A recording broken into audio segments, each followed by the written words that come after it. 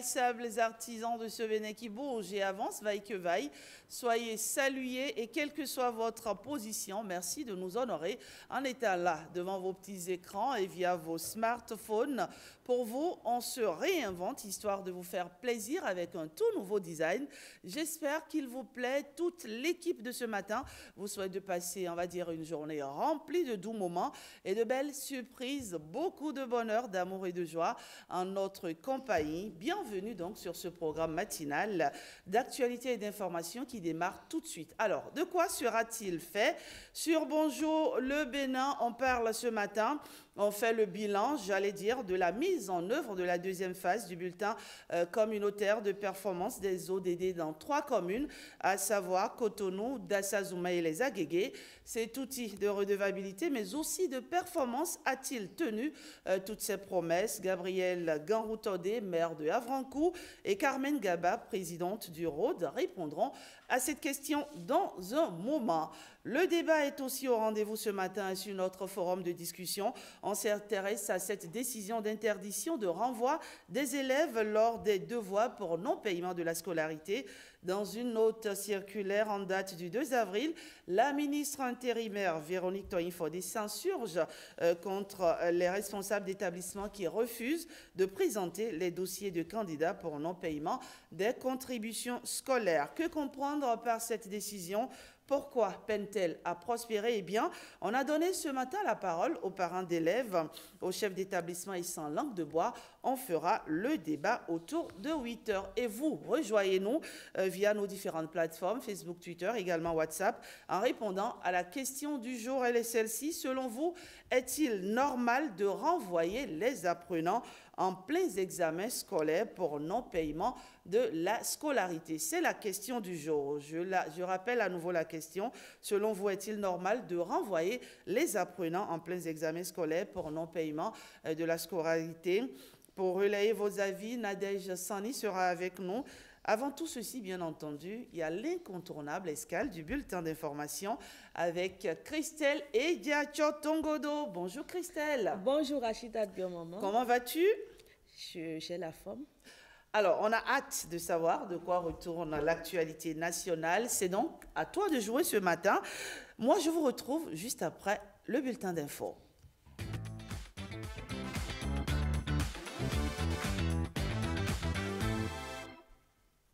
Le plaisir de vous retrouver. Bonjour, bienvenue au bulletin d'information. Depuis quelques mois, des vagues de chaleur s'observent au Bénin. La situation étouffe la population. Qu'est-ce qui explique ce phénomène qui s'observe avant le début de la saison pluvieuse? Amandine Niambossou et Jules Akoekou ont rencontré un spécialiste. Suivez cet élément pour en savoir plus. Il fait excessivement chaud ces derniers jours. Il fait très chaud et c'est normal. Cette année, le thermomètre a affiché plus de 40 degrés. La situation indispose et préoccupe tout le monde. C'est à peu près des moments un peu difficiles où on est très mal à l'aise chez soi. Bien sûr, parfois on a des brasseurs qui ne font pas forcément l'affaire parce que quelques temps après, on se rend compte que la chaleur est beaucoup plus insupportable, surtout dans un endroit clos. On vit ça comme tout le monde, on ne peut rien, c'est la chaleur. Encore on met les brasseurs en marche, les ventilos en marche, ceux qui ont des climatiseurs. Ça nous fait plus de soi à dépenser sur l'électricité et autres. Chaque année, ça devient répétitif. Je crois que c'est un peu à cause du changement climatique. Même si ces conditions météorologiques sont difficiles à supporter, elles sont justifiées selon les spécialistes et il n'y a pas de raison de s'inquiéter.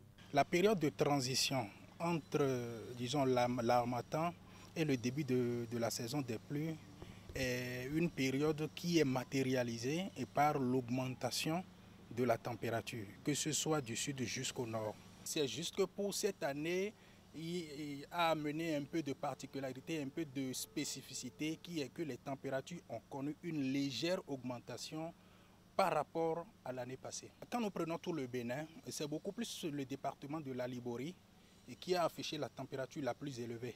Et ça se situe à près de 43 degrés Celsius. Il faut avouer que nous avons encore quelques semaines devant nous pour traverser cette période-là. encore quelques semaines pour supporter cette forte chaleur. En attendant une bouffée d'air frais, des mesures sont préconisées pour limiter les inconforts. D'abord, nous demandons à ce que les gens s'hydratent, c'est-à-dire boire beaucoup d'eau en journée. Après cela, il faudrait aussi que les gens puissent, disons, se doucher régulièrement s'ils ont la possibilité. Tant que c'est possible, il faut limiter les sorties, c'est-à-dire limiter l'exposition au soleil. On demande aussi à ce que les gens essayent de se ventiler, parce que la ventilation du corps permet réellement à ce que la chaleur puisse se dissiper d'une manière ou d'une autre. Des conseils de prévention qui s'appliquent à tous. En attendant la saison pluvieuse, la vigilance reste de mise. Et ces nouveaux atours, ces nouvelles images ne vous laissent pas indifférents. Les commentaires vont bon train sur les réseaux sociaux. Le nouveau visage de la chaîne publique SRTB dans tous ses canaux radiophoniques et télévisuels. Le gouvernement accompagne la réinvention des médias publics pour mieux révéler le Bénin riche de ses talents, richesses, mais aussi face à ses défis. Êtes-vous vraiment conquis par ces nouvelles offres de programmes? Voici le regard de quelques citoyens interrogés. L'ORTB est devenu RCRTB, c'est bien, c'est bon pour le pays. Mais nous qui sommes les fans du football, on demande toujours à RCRTB de nous faire passer plus les matchs du Guépard. Parce qu'on n'en trouve pas sur la chaîne. Il faudrait qu'ils nous montrent ça. Les matchs qu'ils font à l'intérieur comme à l'extérieur. Les programmes, ça m'intéresse. C'est tout. Ce qui se passait, ce n'est pas mal. Maintenant, il s'agit d'améliorer les conditions de vie des agents et aussi revoir les programmes. Moi, ce que je sais, il y a des professionnels, mais ce que je n'aimerais pas, les musiques étrangères, je parle de nos artistes, il faut penser à eux. Moi, je suis musulman, il y a déjà une émission, l'islam en partage. J'apprécie beaucoup et il faut des choses comme ça, surtout pour l'éducation de nos filles. Avant, moi, je suivais le journal du 23h30. C'est seulement ce qui montrait déjà bon. Regarder le journal et les documentaires, c'est à ça qu'ils nous ont habitués, donc c'est à ça qu'on est habitués. Le changement ne dit rien, mais si on peut déjà continuer à émettre, à utiliser comment les programmes d'antan, ces programmes-là qui font vibrer la population, ces programmes à base desquels nous nous sentons qu'il n'y a pas de problème. Ce n'est pas le genre de nom qui importe. Moi, dans le président des supporters, c'est le sport, le football et les autres disciplines en général. Pour qu'on nous serve nos plats respectifs, le souci est déjà mis de côté. En ce qui concerne la direction, il faut des matériels. Si les gens n'ont pas de matériel, je crois que ça ne peut pas marcher. Je vais partir d'abord de l'ORTB, qui est devenu SRTB. C'est la même équipe, une équipe dynamique. Tous ces jeunes techniciens, parce que ceux que je connaissais, la plupart sont déjà à la retraite. Mais les jeunes qui sont là, je suis encore avec eux. Les jeunes techniciens, les jeunes journalistes, toute l'équipe, qu'ils continuent dans la même lancée que leurs aînés, histoire de donner une belle image de la SRTB. Et pendant que l'audiovisuel public tente de réinventer ses amours avec ses différents publics, la réputation du pays se joue aussi à l'international. Nous vous emmenons vers cette exposition qui met en scène un Bénin fascinant qui intrigue parfois mais qui suscite le détour. Nous avons rendez-vous avec l'expo photo de Stéphane Bossa, suivant le récit de Géniel Afouda Mossi Agoka. À travers les différents quelques clichés pour immortaliser un bout du patrimoine culturel béninois en terre parisienne.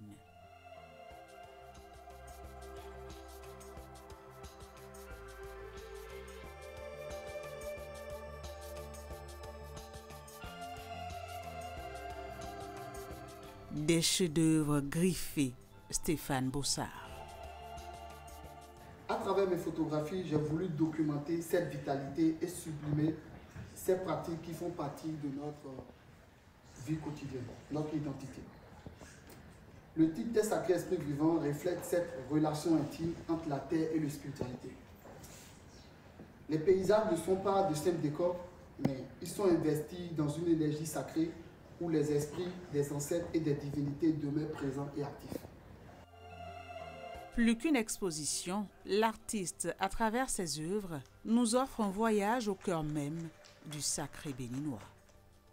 Les paysages ne sont pas de simples décors, mais ils sont investis dans une énergie sacrée où les esprits des ancêtres et des divinités demeurent présents et actifs. Ces lieux nous rappellent que le sacré est parmi nous. Le sacré est partout si nous prenons le temps de le regarder. Mon message est triple: hommage, transmission et sensibilisation. C'est juste pour vous dire, le vaudou, ce n'est pas du mal. C'est juste pour vous dire, rendre hommage à nos cultures, rendre hommage à nos ancêtres. À travers ces images, je souhaite rendre hommage à la beauté, à la culture africaine, surtout à la culture béninoise, pour transmettre un savoir ancestral et sensibiliser chacun de nous à l'importance de préserver nos traditions uniques. L'exposition Terre sacrée, Esprit vivant, c'est du 1er au 10 avril à Paris. Cette fois-ci, le drapeau national est défendu quelque part sur la planète à des milliers de kilomètres par des athlètes béninois. Nos ambassadeurs sportifs tentent de hisser le drapeau national au podium des gymnasiades U15 en Serbie. Hospice Metoli est l'œil de la rédaction sur place. Voici l'entrée de nos basketteurs. Inconsolable, le jeune prodige, l'adjoint Waris, est en larmes. Après cette défaite, sur le fil du rasoir, 19 contre le Chili. Supporter surprise de cette première rencontre des jeunes basketteurs, à peine arrivé à Zlatibor, Benoît Dato est en mode réconfort.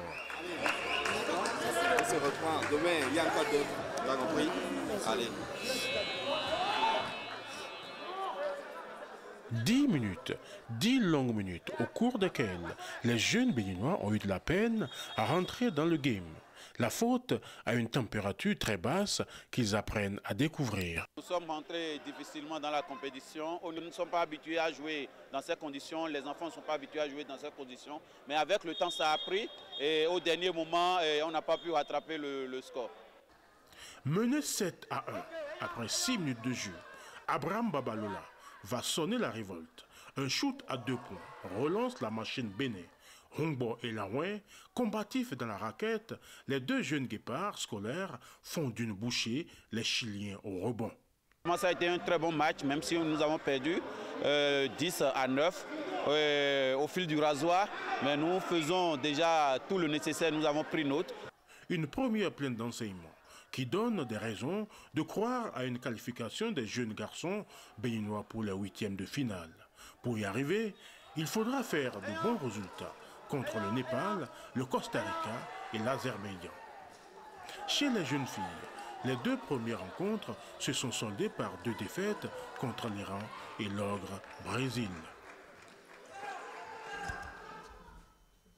Retour au Bénin et on parle à présent du code électoral censé aider le pays à confier son destin à des dirigeants de qualité, des constructeurs d'avenir dignes du peuple électeur, car à forte représentativité et notamment c'est l'enjeu du grand oral au cœur de la rencontre avec les médias du député Orden Aladati, président de la commission des lois au Parlement. Enjeux et déterminants du code électoral, tel est le cœur de ces explications captées par Renoir Kakbo et son équipe.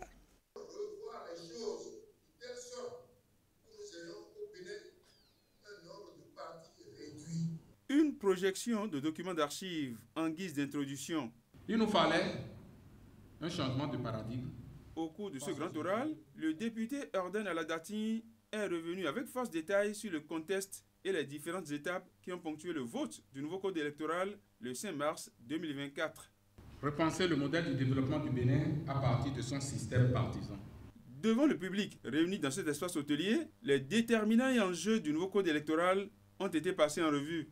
Préserver la prépondérance des partis politiques dans les compétitions électorales et assurer la promotion de ceux qui sont suffisamment représentatifs au plan national. il faut que par des dispositions légales, on assure leur promotion. Tout le nœud est là. 10%, 15%, 20%, c'est là, c'est son siège. Le texte adopté relève les modalités de répartition des sièges à l'Assemblée nationale. Je voudrais que chacun, plutôt que de dire dialogue pour s'asseoir, pour pacifier, retienne quelque chose. Tous ceux qui refuseront d'agréger leur énergie, tant que cette disposition subvient, ne passeront pas. La condition pour s'en sortir, ce n'est pas de bavarder autour du problème. C'est d'essayer d'avoir des forces dans chacune de nos circonscriptions. C'est ce que le Code demande. L'héritage que nous voulons laisser, c'est des partis forts. Ce n'est pas un parti d'un ou deux hommes qui doivent se battre pour avoir leur part aujourd'hui et demain, ça en est fini. Ce n'est pas ça ce que nous construisons pour demain. Dans le feu roulant des questions, certains intervenants sont revenus sur les tenants et aboutissants de cette sortie médiatique et l'absence remarquée de certains protagonistes. Je ne vois pas le clergé catholique dans la salle. Pour le président de la commission des lois à l'Assemblée nationale, cette démarche s'inscrit dans un exercice de clarification. Ce qui a déterminé cette conférence, je vous ai dit, c'est ce que j'ai su sur les réseaux sociaux et tous ceux qui écrivent, qui critiquent, qui protestent ne sont pas de mauvaise foi. C'est pour ça que je dis, nous devons expliquer. Et dans un autre registre, évoquons l'actualité d'une haute juridiction béninoise censée camper le rôle de gardien suprême de la vertu des dirigeants, la Haute Cour de justice.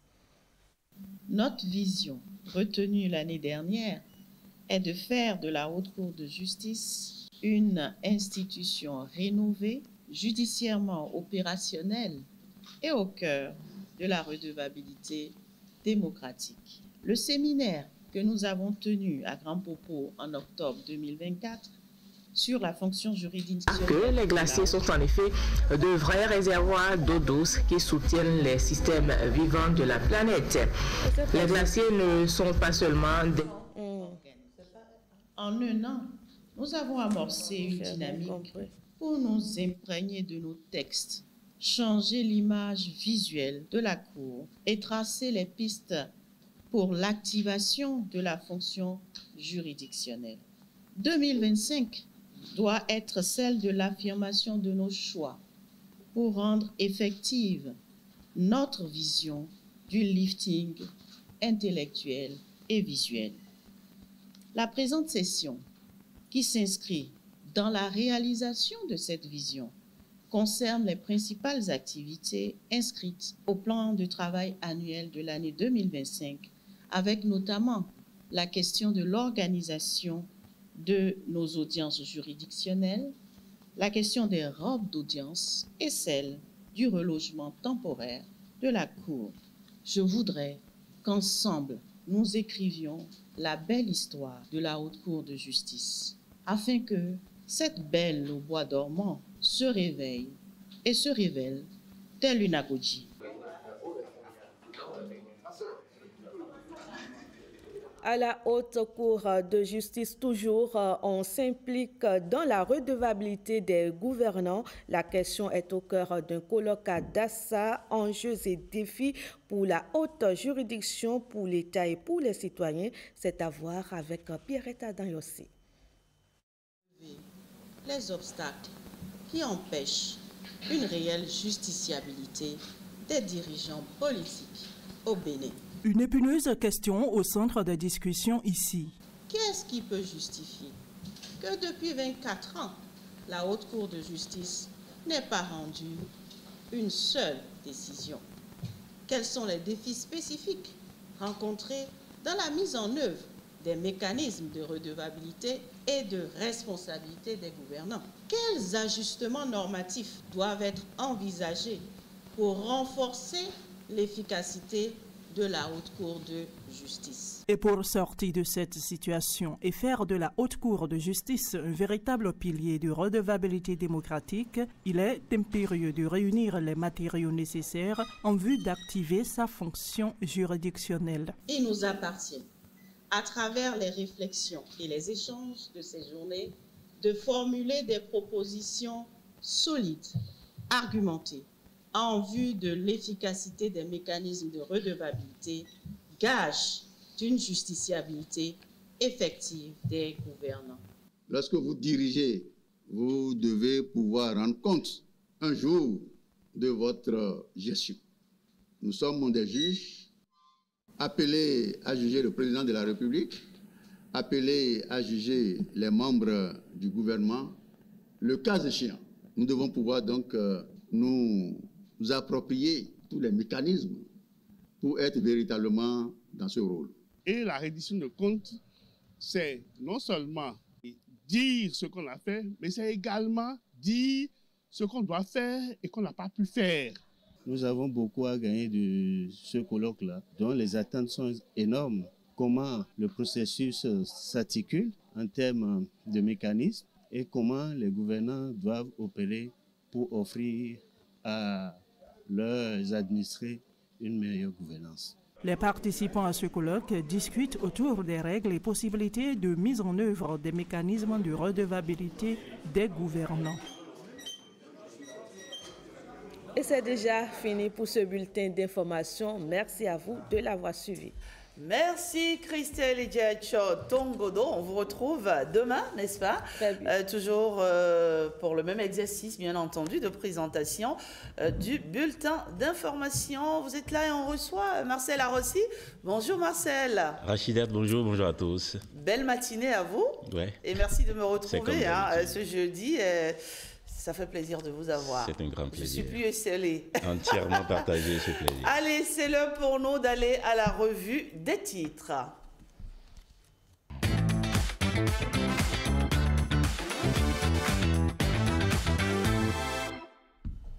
La revue des titres, c'est avec vous, Marcel Arossi. Bien sûr, à la une aujourd'hui, des quotidiens parus et parvenus à notre rédaction. Et en attendant la revue de presse en fin d'émission, voici les titres qui pourraient nous intéresser. Nous démarrons par le quotidien Matin Libre. Mini-station pour sécuriser la vente de l'essence de contrebande au Bénin. La stratégie Talon a-t-elle montré ses limites? Gros dossier développé aujourd'hui par Matin Libre à lire donc dans ces colonnes. La Nation, gestion électronique de la commande publique, un pas vers plus de transparence, assurance pour le développement.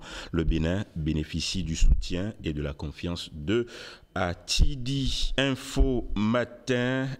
Première session ordinaire de l'année 2025 à l'Assemblée nationale. Les députés retrouvent l'hémicycle pour 3 mois. Le matin, ouverture ce jour de la première session ordinaire à l'Assemblée nationale. 3 mois d'intenses travaux pour examiner et voter des lois. Fortune Zéphania Charoumbira du Parlement panafricain, l'hôte du président Vlavonou. Le Bénin à l'avant-scène de l'humour africain en décembre prochain.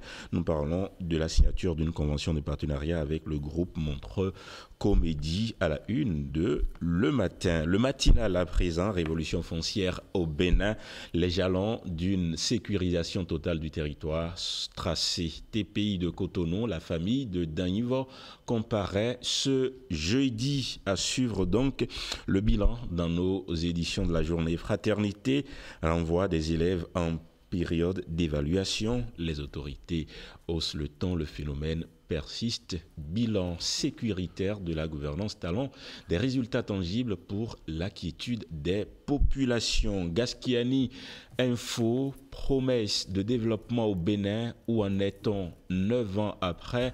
Gaskiani Info pose la question. Le dossier est développé dans sa parution du jour, précisément à la page 2 de ces colonnes tracées aujourd'hui. Le pays, depuis le Burkina Faso, observe la présidentielle au Gabon et Oligui Nguema.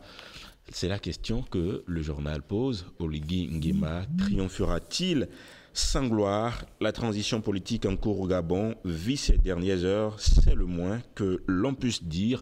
Le 12 prochain, ce sera l'élection, ce sera le vote. Jeune Afrique, Le Sahel et les faux experts, les dessous d'une campagne de propagande russe. Le Burkina Faso a été le théâtre d'une vaste campagne d'influence entre 2022 et 2023. Celle-ci, décryptée par Jeune Afrique, met en lumière un réseau de médias utilisé au Sahel pour diffuser un discours favorable à la Russie et hostile à la France, encore largement répandu. Aujourd'hui, c'est un dossier développé par Jeune Afrique. Ouakat Serra, RD Congo. On négocie à Doha. Joseph Kabila annonce son retour dans l'est de la République démocratique du Congo. Les armes continuent de tonner alors que les acteurs de la guerre sont convoqués à Doha par l'émir du Qatar où ils viennent d'entamer une autre session de négociation pour le retour à la paix.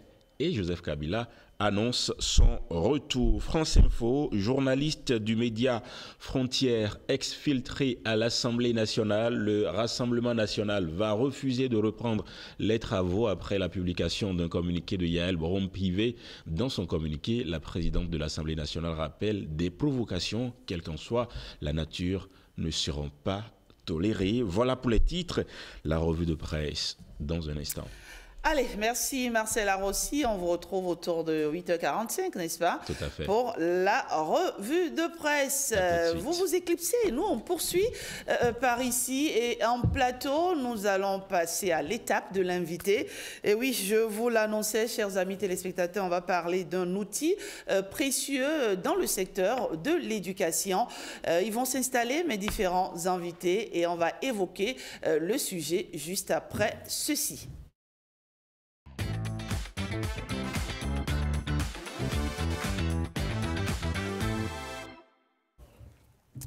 Outil de redevabilité, mais aussi de performance. Il faut dire que le bulletin communautaire de performance des objectifs de développement durable dans le secteur de l'éducation, BCP ODD 4, a été lancé le mardi 2 juillet 2024 par le désormais Yves Kouaro-Chabi, ministre des Enseignements secondaires et techniques et de la formation professionnelle. Il est porté par le réseau des ONG pour les objectifs de développement durable, RODE, avec l'appui du gouvernement de la République du Bénin, de l'Association nationale des communes du Bénin, du Programme des Nations Unies pour le développement, PNUD, du réseau des solutions pour le développement durable.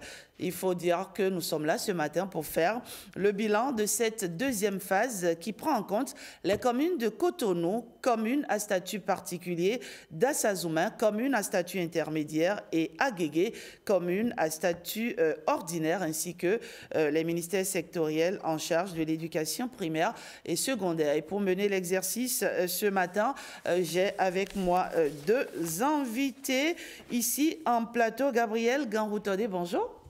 Madame la journaliste. Vous êtes le maire de Havrancourt. Maire de la commune d'Havrancourt. Maire de la commune d'Havrancourt. Merci d'être avec nous ce matin. Carmen Gaba, bonjour. Bonjour Madame la journaliste. Vous êtes la présidente du RODE, le réseau des ONG pour les objectifs du développement durable. Alors, depuis 2024, cet outil a été lancé. Quel bilan on peut faire aujourd'hui de la mise en œuvre de cette deuxième phase du bulletin communautaire de performance des ODD dans les 3 communes? Madame Gaba. Merci Madame la journaliste pour cette occasion que vous nous offrez de parler un peu du bulletin communautaire de performance des ODD. Le bilan qu'on peut retenir généralement, il tourne autour de 4 points. À savoir d'abord la sensibilisation et la formation des cibles spatialisées dans les communes. Au départ, les gens n'avaient pas vraiment une grande maîtrise, mais on a fait une sensibilisation et une formation. Donc, ils ont retenu ce qu'ils ont consolidé, ce qu'ils ont retenu dans leur commune. C'est plus revenu dans leur tête et tout. C'est la première partie. Le second point, ça a permis d'évaluer depuis 2019, depuis qu'ils ont spatialisé leurs cibles, ça a permis d'évaluer comment les cibles-là ont évolué de 2019 jusqu'à cette date. D'accord. Ce qui est également très bien, aussi bien pour la commune que sur le plan national, puisqu'au niveau national, ils pourront toujours retenir cela dans leur bilan. Ensuite, il y a le défi c'est-à-dire les faiblesses liées à l'ODD 4, qui est l'éducation de qualité. Donc, les défis qu'ils ont dans la commune, dans leur localité, on a pu mettre ça en exergue.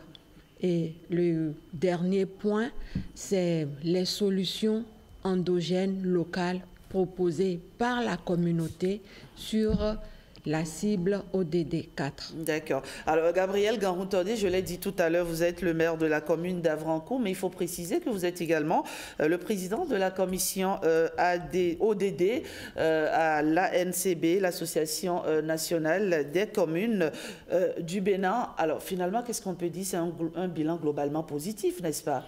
Oui, je crois que, comme madame vient de développer, c'est un bilan globalement positif. Et il en sera davantage dans la mesure où, nous n'allons pas nous arrêter en si bon chemin.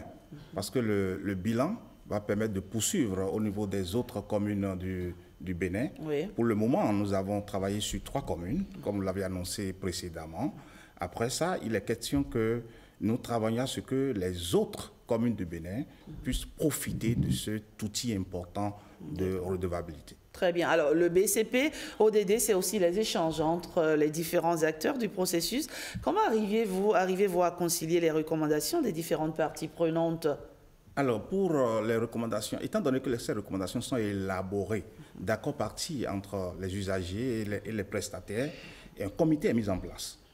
Et c'est à travers ce comité qui est composé des différents acteurs, des représentants des différents acteurs, dont fondamentalement au niveau des communes, les DDLP et les points focaux qui sont représentés.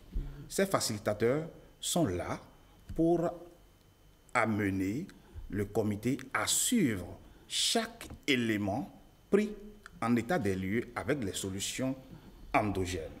Et il revient à ce comité de travailler à ce que, suivant une planification des différentes phases de ces recommandations, ils puissent voir quels sont les acteurs, à quel moment il faut aller vers le maire, à quel moment il faut rencontrer tel prestataire, comment voir si tel élément dégagé à une période donnée a connu des avancées. Et au fur et à mesure, les rapports sont parvenus au niveau de Rhodes, et Rhodes, à travers son équipe, descend sur le terrain pour apprécier les avancées. Il y a un suivi étape par étape. Très bien. Alors, on a parlé il y a un instant des parties prenantes. Il y a qui et qui? Je sais qu'il y a les maires, d'accord, des 3 communes. Oui. Ensuite? Lorsque nous parlons des parties prenantes, à ce niveau, il faut constater que quand nous prenons l'ODD 4, une éducation de qualité, il faut d'abord les usagers. D'accord. Il faut les usagers. Et il faut les prestataires. Les prestataires, ce sont les acteurs de l'éducation. Très bien. Et quand on parle d'acteurs de l'éducation, c'est à différents niveaux. Nous avons d'abord ceux qui sont des titulaires des classes, que nous connaissons. Nous avons le corps de contrôle, aussi bien au niveau de l'enseignement primaire qu'au niveau de l'enseignement secondaire. Nous avons les représentants des services déconcentrés tels que le ministère qui sont représentés. Et après, de l'autre côté, qui sont les usagers, ceux qui bénéficient de la chose. Il y a les parents d'élèves, il y a les élèves, et ces personnes-là, une fois ensemble, essaient de voir est-ce que les prestations reçues sont favorables aux avancées pour que réellement nous puissions avoir une éducation de qualité. Très bien. Voilà qui est bien clair. Il fallait qu'on fasse cette clarification avant d'avancer pour éviter d'aller dans tous les sens. Alors, Madame Gaba, les échanges entre les parties ont abouti à un plan conjoint d'amélioration des services, ce qu'on appelle le PECAS. Qui sont ceux qui constituent les membres du PECAS et quelle est leur véritable mission? Le PECAS, c'est le plan conjoint de l'amélioration des services. Il est composé de la mairie. Généralement, c'est le directeur de la planification qui est là-dedans. Il est composé du facilitateur, c'est-à-dire une ONG. Il est composé des usagers, à savoir les élèves. Il y a les parents d'élèves qui sont également membres de ça et du PECAS. il y a le ministère de l'enseignement primaire, le ministère de l'enseignement secondaire. Et leur mission, c'est le suivi de la mise en œuvre de ce plan conjoint d'amélioration de services. Et quel est le mécanisme que le ROD a mis en place mécanisme, il y a des rapports mensuels qui vont nous envoyer. Il y a également notre descente depuis le sommet vers eux pour savoir comment ça va, ainsi de suite, les niveaux auxquels ils sont arrivés, les difficultés éventuelles qu'ils rencontrent durant la mise en œuvre. Également, je peux dire, il y aura la collaboration avec les radios communautaires pour faire la sensibilisation. Pour mieux faire passer le message. Ouais. Il y a également les directeurs d'écoles et de collèges qui étaient impliqués. Il y a les syndicats qui sont également impliqués. Ils ont les plaquettes ici que je profite, je montre. Je ne sais pas s'ils pourront voir. Donc, tout ça là, c'est à leur niveau. Ils ont du matériel pour continuer la sensibilisation et tout. D'accord. Alors, quelles sont maintenant, monsieur le maire, les différentes actions prévues pour la dissémination du BCP-ODD? Oui, une fois que la plaquette est remise aux autorités au niveau communal, il faut maintenant travailler à ce que on puisse quand même faire la divulgation de ce document. Et le premier élément, c'est d'abord la phase de distribution. Tous les acteurs, suivant leur niveau de participation à l'élaboration, ils auront le document. Il y a les radios communautaires qui sont utilisées. Il y a toutes les formes de plages de publicité et autres que la mairie utilise, ils doivent profiter de ça.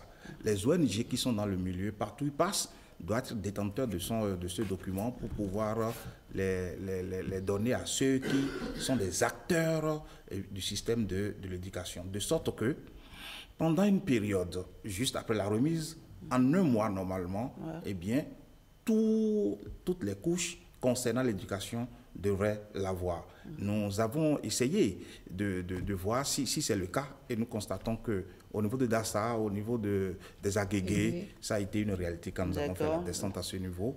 Et on a constaté effectivement que ce soit les élèves, dans leur bibliothèque, au niveau le document est disponible. Est disponible où les apprenants peuvent aller consulter.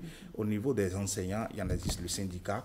Donc, cela, c'est pour dire que progressivement, les éléments sont dedans. Or, quand on y va, on va à l'intérieur, c'est réel que ce document qui a été déjà élaboré de façon participative et inclusive, ça permet quand même de savoir qu'est-ce que nous avons comme difficulté et quelles sont les solutions endogènes.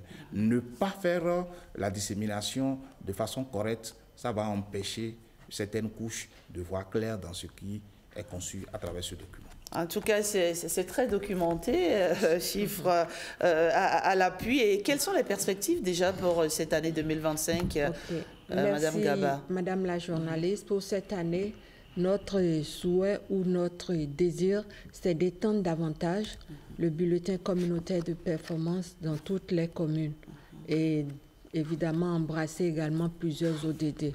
Mais nous avons déjà lancé depuis hier dans la nation le recrutement des cabinets qui vont travailler sur l'ODD 2 qui est relatif à l'agriculture, l'ODD 6 qui est relatif à l'eau et l'ODD 13 qui est relatif au changement climatique. D'accord. Très bien. Voilà qui nous permet d'en savoir un peu plus ce matin sur le bulletin communautaire de performance, le bilan qu'on peut en faire. Un mot de la fin, monsieur le maire? Oui, c'est d'encourager l'ONG, le réseau des ONG, le ROD, oui, à poursuivre pour que réellement les 3 ODD sur lesquels le BCP sera réalisé prochainement, et on puisse continuer dans l'amélioration pour que réellement, entre prestataires et usagers, nous puissions avoir au niveau de la communauté, il y ait d'amélioration dans les prestations qui sont fournies à nos communautés. Il ne faudrait pas s'arrêter en si bon chemin. Alors, Madame Gaba? Bon, je dirais peut-être d'abord remercier le gouvernement béninois remercier l'ANCB, remercier le PNUD et puis SDSN. Mais à côté de ça, j'ouvre la porte pour demander si des partenaires sont intéressés, ils pourraient toujours nous appuyer pour que chaque commune de notre pays puisse s'exercer à l'outil bulletin communautaire de performance. C'est sur ça que je profite aussi pour vous dire merci pour cette opportunité que vous nous offrez pour parler du bulletin communautaire de performance des ODD. Voilà, merci, chaque commune du Bénin devrait l'avoir, n'est-ce pas, pour avoir un outil qui permette d'améliorer les indicateurs de l'éducation. Merci à vous d'être passé pour ce bel exercice qui nous permet d'en savoir un peu plus sur le BCP ODD 4. Excellente journée. Merci à vous aussi. Allez, nous on poursuit par ici. Patrick et Jean sont avec moi. On va les retrouver pour l'exercice jupitérien de l'heure du français. Allez, voici pour vous l'heure du français, Jean et Pat.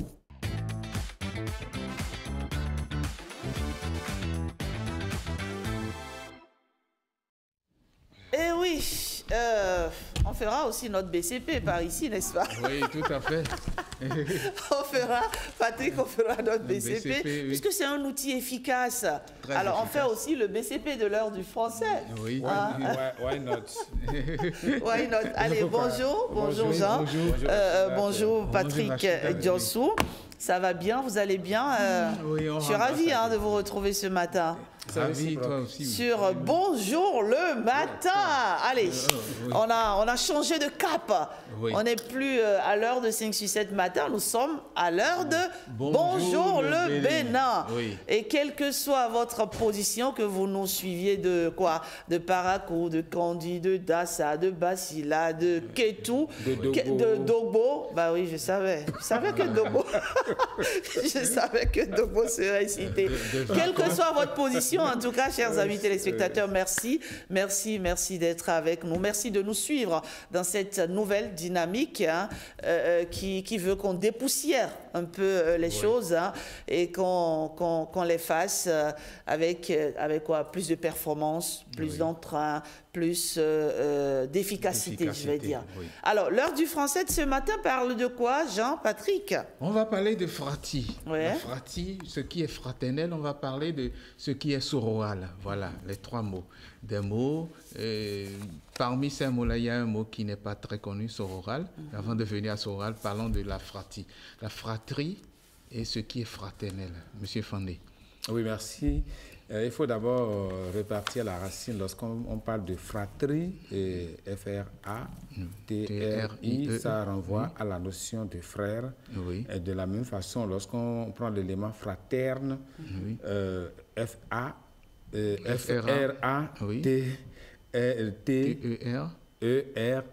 j'y parviens. Donc, ça renvoie également à la notion de frère. Et c'est justement pourquoi tout ce qui est lié à frère, on parle de fraternité, fraternel, fraternellement, etc. etc. Oui. Donc, lorsqu'on parle de fratrie, qui a un autre homophone que je vais évoquer tout à l'heure. Oui.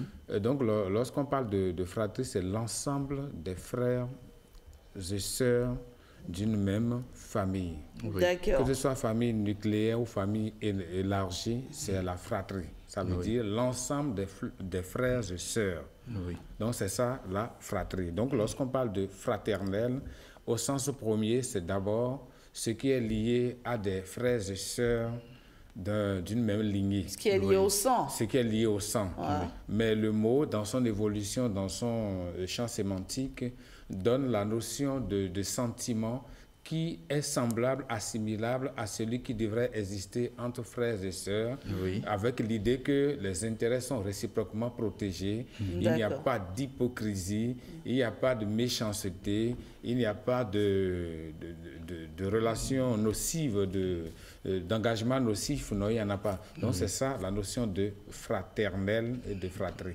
D'accord. Donc maintenant, lorsqu'on parle de sororité, sororale ou sororité, oui, donc on parle aussi de sororie. fratrie. À chaque fois qu'on évoque le mot sororité, je pense à Carmen Toudono. Oui, Carmen Toudono. Elle a remis ce mot au goût du jour, franchement. Oui. Avec l'ouvrage Sororité chérie. Oui, sororité chérie, oui, voilà. Vous voyez, c'est beau. C'est beau. Donc, sorori, on parle de fratrie, comme on parle de sorori. Et j'ai salué l'opportunité pour saluer Madame Eliane Djoron, qui suit parfaitement cette émission tous les jours avec sa fille. En compagnie de sa fille. Oui. Donc, elle oblige à suivre avant de sortir, de vaquer autre chose. Donc, c'est juste un coucou. Donc, soror, donc ça vient de soror, qui veut dire sœur. C'est pas usité parce qu'on ne nous a pas habitués à ça. Donc, quand on parle de sororelle, ou sororité, sororale, du moins, donc c'est pour dire, c'est une relation qui lie, c'est désigner d'abord l'ensemble des sœurs d'une famille, d'une lignée, et c'est cette relation qu'il y a entre sœurs. Donc, je t'adresse un sourire au lieu de dire fraternel entre, entre femmes, entre sœurs, on peut dire un sourire ou bien un coucou sororal. Voilà. D'accord, très bien. Parce que c'est quand même un mot qui s'adresse beaucoup plus aux femmes. Hein. Oui, ça là, c'est exclusivement aux femmes. Sorora, c'est rien que pour les femmes. Sorori, c'est rien que pour les femmes. Fraternel, c'est englobant. Oui. C'est englobant, c'est le générique pour désigner cette relation d'abord de sang, ensuite de choses là. Et je parlais... Donc on peut dire, si je ne vous coupe pas, on peut dire j'ai passé un moment sororal. Avec, on peut le dire, entre sœurs, je suis issu d'une sororie, comme on dit fratrie, d'une sororie de 5 filles. D'accord. De 5 filles, ça veut dire que vos parents, ça veut dire que il n'y a que des filles. Oui, mais cet exemple se prête à ma vie, on va dire. Hein. Voilà, donc je suis issu, moi, personnellement, d'une sororie de 8 filles. De 8 filles, wow. Ouais, de 8 filles. Super. Je dis super parce que là, les parents ont eu beaucoup de choses à gérer. Hein. Ah oui? Oui. Bah écoute, c'est valable pour les hommes aussi. Hein. Allez. Bon, il a dit choses. Pas de clichés. Non, de belles choses, beaucoup de belles choses à gérer. Merci de le préciser. Oui, voilà. C'était juste une parenthèse, oui. Bien sûr. J'ai pensé aussi à ce qu'il ait été obligé d'élever les murs. Pardon. Jean-Fadé, allez. Alors, on poursuit, oui. Donc, il y a fratrie aussi avec PH. Oui, fratrie avec PH qui, dans l'histoire, désignait un ensemble de 30 familles. Donc, une trentaine de familles ayant une vision pratiquement religieuse, on l'appelait une fratrie. Une fratrie, mais avec PH. Et lorsque il y a 3 fratries, ça dit 30 fois 3, c'est ça qu'on désignait sous le nom de tribu. Oui. Donc, une tribu, c'est 3 fratries et une fratrie, c'est 30 familles soudées. Donc, ayant la même vision. Donc, voilà ce qui convient de... Est-ce qu'on peut dire la fratrie de l'heure du français? Bien sûr que oui. On peut le dire, non? Ça veut dire que nous vivons en symbiose, en synergie. Et comme devraient le faire les vrais frères et sœurs. Voilà. Sans arrière-pensée, sans anicroche. Oui, voilà. Les frères vivent en symbiose, ils sont en osmose, ils vivent jusqu'à une certaine apothéose. Ça fait dans le respect du sang. Parce qu'il faut se dire souvent qu'il faut respecter le sang commun qui circule entre nos veines. Quand on commence par parler de sang, on se respecte davantage. Très bien. Allez, merci à vous d'être de ma fratrie, la fratrie de l'heure du français. J'aime ça.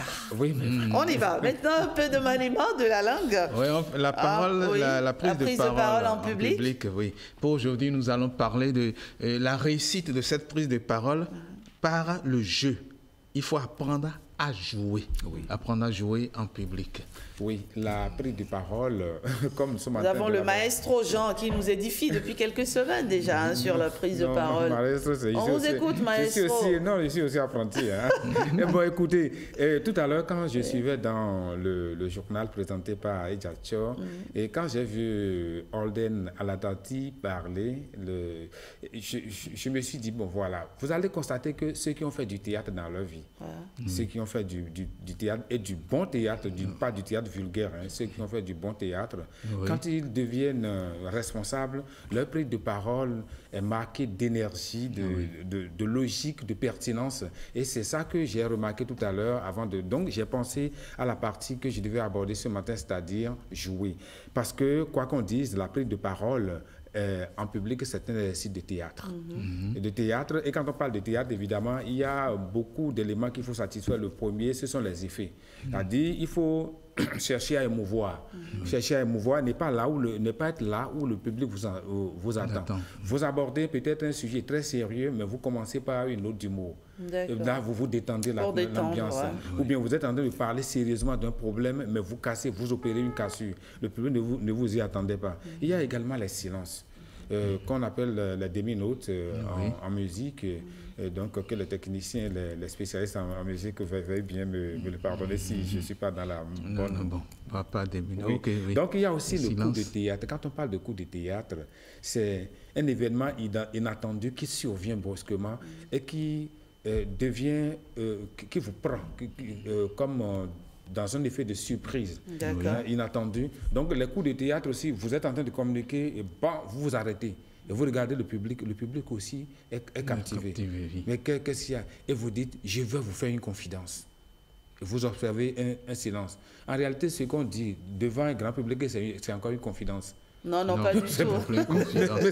C'est un effet. Et là, vous taisez et tout le monde, vous observez la salle. On suit religieusement. Oui, religieusement. En réalité, est-ce que si ce n'est pas un secret de Polichinelle, plus Polichinelle que Polichinelle lui-même, est-ce qu'on va dire à un grand public ou devant un micro, je vais vous faire une confidence. Ce n'est plus une confidence. Et donc, ce sont des jeux, le coup de théâtre. Il y a également le mélodrame. Qui consiste à exagérer. À exagérer, c'est de l'hyperbole. Il y a enfin ce qu'on peut appeler le comique. Le propre du technicien de théâtre, c'est soit de vous faire rire ou de vous faire pleurer. De vous faire pleurer de joie ou de douleur. Et celui qui prend la parole en public doit essayer d'adopter ces bases fondamentales de l'acteur du théâtre. Donc c'est ça en fait, pour être intéressant, pour être attrayant, parce qu'il faut se faire apprécier avant de se faire entendre. Il faut savoir s'y prendre. Pour pouvoir appâter et épater. Tout à fait. Donc voilà ce qu'il faut dire brièvement de ce que la prise de parole en public, c'est aussi un art de théâtre. Même vous êtes chef de famille, vous prenez la parole devant vos enfants, dans un sujet sérieux de temps à autre, il faut tacler telle ou telle personne pour décompresser, décongestionner, déconstiper l'ambiance et continuer comme cela se doit. Et ça se passe très bien. En situation de salle aussi, puisque c'est prise de parole en public devant les apprenants, il faut savoir tout mélanger, il faut être acteur. Sinon, on va dire à ce qu'on s'ennuie trop. D'accord. Voilà. En situation de ça. Il ne faut pas être trop carré. Non, il faut de temps en temps amuser un peu la galerie sans tomber aussi dans le ridicule. Oui, tout à fait. Il faut faire un bon dosage. Tout à fait. Sinon, et tu le fais si bien. Tu le fais si bien, Patrick, ça... aussi. Vous êtes très, très apprécié. Vous le faites si bien. On fait tellement de compliments de vous. Nous sommes à ton image. Nous sommes à l'image de notre maestro, du maestro Jean Fondé. D'accord. Allez, ce sera tout pour la prise de parole en public ce matin. Et l'expression du jour, elle dit ceci: les frères sont frères, mais leurs poches ne sont pas sœurs. Cette expression, laissez-moi la répéter à nouveau. Les frères sont frères, mais leurs poches ne sont pas sœurs. Ah oui, on parlait de fratrie. Oui, fratrie, donc on est ensemble, on vit, on est frères. On est frères. Mais nos poches là ne sont pas frères ou ne sont pas sœurs. Comme ils ont dit. C'est pas parce que c'est mon frère, donc avant de sortir, je vais fouiller dans son sac, dans ses poches, pour prendre ce que je veux. Au sens premier du terme, ce n'est pas cela. Et quand on est frère, on est sœur, c'est pas parce qu'on est issu de la même fratrie ou de la même sororie et qu'il faut se permettre d'aller se saisir des intérêts de l'autre ou bien, par exemple, dire que le mari de ma sœur, c'est mon mari, etc., etc. Non. Et j'en viens même juste pour amuser un peu la galerie. Nous sommes frères, mais nos portables ne sont pas des frères. Les frères sont frères, les époux sont des époux, mais leurs portables ne sont pas des frères. C'est pour dire qu'on ne mélange pas les choses, en fait. Il y a toujours à faire une différence. On ne mélange pas tout. On ne mélange pas tout. Même quand vous allez chez votre sœur qui est déjà mariée ou en situation maritale, même avant de mettre pied dans sa cuisine, il faut demander la permission. Dans la cuisine, il faut demander la permission. Dans la douche, il faut demander la permission. C'est pas parce qu'on dit fais comme chez toi. Il y a le mot comme qui révèle la comparaison, mais qui ne veut pas dire que c'est véritablement chez toi. Exactement. Donc vous êtes des frères, ça ne veut pas dire que ce qui vous appartient comme intérêt est privé est également à fraterniser. J'aime bien cette expression. Franchement, je l'aime bien, je l'adore déjà, moi. Les frères sont frères, mais leurs poches ne sont pas sœurs. Allez. Donc, il faut faire attention, ne pas confondre. À bon entendeur. Salut. La pensée du jour, à présent, Patrick Diosso. Oui, la pensée du jour nous vient de Jean de La Fontaine, les animaux malades de la peste, la fable. Et c'est une phrase que nous répétons presque tout le temps. Oui, tout le temps. Selon que vous serez puissants ou misérables, les jugements de cour vous rendront blancs ou noirs. Oui. Les animaux malades de la peste. Un mal qui répand la terreur. Mal que le ciel en sa fureur inventa pour punir les crimes de la terre, la peste, puisqu'il faut l'appeler par son nom. Capable. Je suis perdu. Hein. Voilà. Quand on est à côté de deux littéraires. Capable de remplir en un jour la Oui, il faut résumer très brièvement l'histoire aux téléspectateurs. Oui. Il y a une épidémie qui s'abat sur la forêt et le lion, en tant que roi responsable, décide de trouver une solution au mal. Et il dit qu'il a par la foi, il sait que par la foi, quand une telle catastrophe se produit, il faut réunir tout le monde et demander ensemble pardon au ciel. Oui. Et que pour y parvenir, il faut que chacun confesse ses péchés officiellement.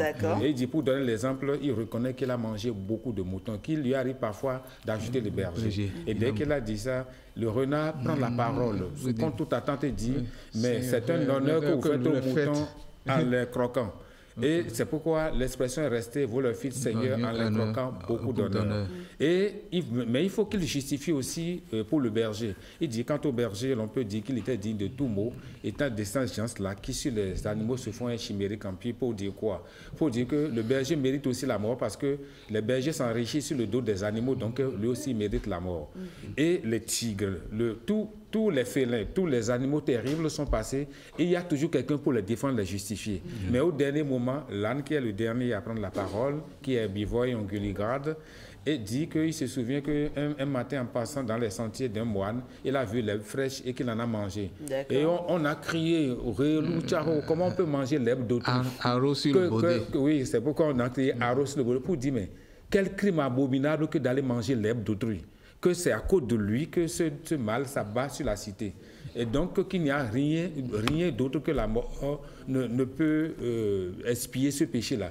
Que la seule façon de l'amener à sortir et lui et la cité de ce péché, eh bien, c'est la mort. Et on se jette sur l'âne et on le tue, on l'exécute pour dire que c'est lui le responsable de tous les maux. Et La Fontaine en conclut donc à travers les deux derniers vers de sa fable tirée du livre 7. Du livre 7, il dit que selon que vous serez puissants ou misérables, les jugements de cour vous rendront blancs ou noirs. Pour dire quoi? Si vous allez devant les juridictions, si vous êtes quelqu'un de puissant, soit politiquement ou spirituellement ou financièrement, vous avez plus la chance d'avoir raison que lorsqu'il s'agit d'un minable, de quelqu'un qui n'a aucun moyen, qui n'appartient à aucun groupe solide. C'est pour dire quoi? C'est pour dire que chacun reste à sa place, n'allez pas chercher les problèmes, vous n'allez pas trouver. Parce que vous n'êtes pas capable de trouver de défenseurs. Vous voyez, pour juger un certain rang de personnes, il faut une cour spéciale. Mais pour les voleurs de poules, on n'a pas besoin de cour spéciale pour les juger. Donc, selon que vous serez puissant ou misérable. C'est pour dire qu'on n'est pas tous logés à la même enseigne. On n'est pas tous logés à la même. Et c'est comme ça, même dans le rang des animaux, vous allez voir qu'on n'est pas tous, ne sont pas tous logés à la même enseigne. Chez les humains également. À travers toutes les civilisations, à travers toutes les époques, ça a toujours été comme ça. On ne se demande pas pourquoi ça se passe ainsi, mais comment vivre pour ne pas en arriver là. Voilà. Et oui, c'est d'ailleurs pour ça, on se bat au quotidien pour un monde plus juste. Hein. Même pour tuer les animaux, on ne tue pas les animaux de la même manière. Tous les animaux, ça me rappelle, on dit qu'il y a un fou, enfin pas un fou, et dans un asile de fous, un fou a dit qu'il est devenu normal.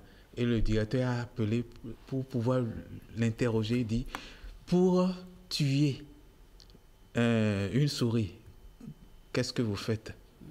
Il dit, je l'écrase avec mon talon. Pour tuer un moustique, je l'écrase avec mon talon. Pour tuer un éléphant, je lui tire entre les deux yeux. Ah, il est devenu normal celui-là. Il dit, ben, entre la crème à la framboise et la crème à la vanille, vous choisissez quoi? Il dit, les deux si possible. Et le fou sortait. Et quand un autre fou le voit, pour dire, ben, qu'est-ce que tu as fait? Il lui a raconté l'histoire. Et l'autre crie, je suis devenu normal. Il va là-bas et on dit, mais pour tuer, et le directeur a inversé la question, pour tuer un éléphant, qu'est-ce que tu fais? Il dit, je l'écrase avec mon talon. Oh. Pour tuer un moustique, qu'est-ce que je fais? Je le tue entre les deux yeux. Et le directeur dit, tu es encore fou ou tu me prends pour un dément? Il dit les deux si possible. Carrément. Donc, que l'on soit normal ou fou, ça dépend de là où on se situe. Exactement. Les jugements de cour vous rendront blanc ou noir. Il faut toujours faire attention. Et quand on parle de cour ici, ce n'est pas forcément justice. Hein. On ne traite pas tous les enfants de la même façon. Il y en a qui se montrent très responsables, très respectueux des normes. Et quand vous voulez traiter d'une affaire entre la fratrie, dans la fratrie, on ne se comporte pas de la même façon. Et voilà, certains se disent, quand tu passes ton temps à sécher les coiffes à l'école buissonnière, que tu n'as pas pu avoir des diplômes, et puis après les autres sont devenus des docteurs, ne t'attends pas à ce qu'on vous traite de la même façon. Pas du tout. Que vous serez puissant ou misérable. Les jugements de famille vous rendront blanc ou noir. C'est pourquoi parfois, c'est le jeune de 25 ans qu'on attend avant de trancher. On attend faux partout. Parce que c'est lui le plus riche, alors que le vieux renard de 60 ans est là. Il attend faux partout. Merci Jean Fondé, merci Patrick Diossou pour cet instant, heure du français que nous savourons toujours tous les jeudis avec beaucoup de plaisir. J'espère que vous en avez un peu appris ce matin. On vient de passer là un moment très fraternel. Hein. Oui, vous de l'autre côté, chez vous et nous en direct de Béné TV. Oui. C'est un moment fraternel. Et nous, par ici, on a passé un bon moment de fratrie. Oui, allez. À travers Bonjour Bonjour le Bénin. J'aime bien ça. Hein. Ça résonne bien. En fait, c'est comme un écho. D'accord, qui va un peu partout, qui s'étend partout.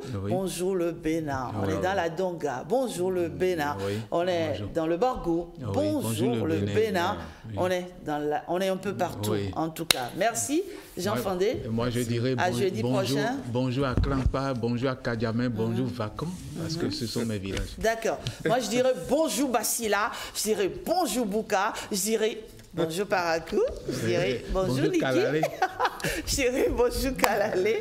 Et toi, Jean-François, Dobo, bien entendu. Il a déjà dit Dobo depuis. Bonjour le Koufo. Allez, merci à vous. À jeudi prochain. 5-7 matin se poursuit. Et toute l'équipe vous souhaite une fois encore de passer une très belle matinée. Nous avons ce matin Timothée Couton, qui est à la réalisation, n'est-ce pas? Nous avons Arnaud Tosset qui est à la prise de son. Nous avons Herman qui est on va dire, à la maintenance, bien entendu. Et mon cher Terence, Terence, un bon petit frère que j'affectionne bien. Terence qui est à l'infographie et à la prise. À la prise d'image.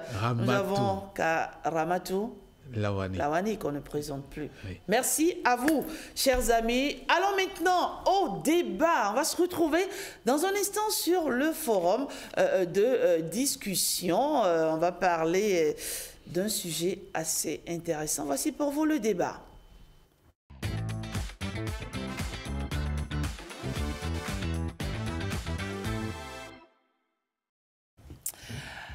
Alors, plus question pour les chefs d'établissement. Plus question pour les chefs d'établissement de renvoyer les élèves lors des devoirs pour non-paiement des frais de contribution scolaire. Plus question aussi pour eux de refuser de présenter les dossiers des candidats aux différents examens pour défaut de scolarité. Cette décision du ministère des enseignements secondaires alimente actuellement les causeries et suscite moult questions. Que comprendre par cette décision et pourquoi peine-t-elle à prospérer? Parce qu'il faut le dire, après 2017, avec Marouillon Kakpo, le gouvernement tape à nouveau du poing sur la table. On en parle ce matin avec 3 invités. Justine Oviera, bonjour. Bonjour Rachida, bien maman, bonjour et mes téléspectateurs. Merci d'être avec nous sur ce plateau. Epiphane Azon, bonjour. Bonjour Madame la journaliste, bonjour les téléspectateurs. Alors vous êtes président de l'association des parents d'élèves du MEDA. Tout à fait. Merci d'être avec nous. Kodjo Hela, bonjour. Bonjour Rachida. SG Kosi, Bénin, qu'on ne présente plus. Vous êtes désormais un habitué de ce plateau matinal de jeudi. Et un 4e invité, Hippolyte Bedossou Fatonkpo. Bonjour. Bonjour Rachida. Bonjour Hippolyte. Bonjour chers téléspectateurs. Vous êtes parent d'élèves. Absolument. Alors, Epiphane Azon, que pensez-vous de cette décision, bonne ou mauvaise? Bon, elle est discutable, mais elle est bonne. D'accord. Elle est bonne parce que, bon, je crois qu'un parent qui s'engage doit faire face à ses engagements. Mais lorsque ce n'est pas le cas, plutôt, il faut se rapprocher du fondé ou du promoteur pour en discuter. Je crois qu'ils n'ont jamais fermé la porte aux parents d'élèves. Très bien. Voilà. Justine Oviera, bonne ou mauvaise cette décision? Merci beaucoup. Tout dépend de l'angle dans lequel on se pose. A priori, ce débat ne devait pas être sur la table. Si chaque partie de l'écosystème éducatif jouait convenablement sa partition, le parent qui envoie son enfant à l'école, c'est de son devoir, c'est de ses responsabilités de payer la scolarité. On n'a pas besoin de moyens coercitifs, on n'a pas besoin d'éléments de pression pour faire rendre la contribution. Et donc, nous nous sommes retrouvés dans un contexte où il y a des parents qui savent bien associer à l'insouciance l'inconscience au point de ne plus se préoccuper du versement de la scolarité. Mais en temps, on est exigeant. Vous n'êtes pas un peu dur là avec les parents parce que le président vient de dire quelque chose. Il y a les difficultés de la vie qui. Lorsque nous sommes confrontés, nous sommes confrontés à des aridités de la vie, ce qui est normal, ça peut arriver à tout le monde, mais il y a les règles de bienséance. Et comme vient de le dire le président, ça peut nous arriver à tous.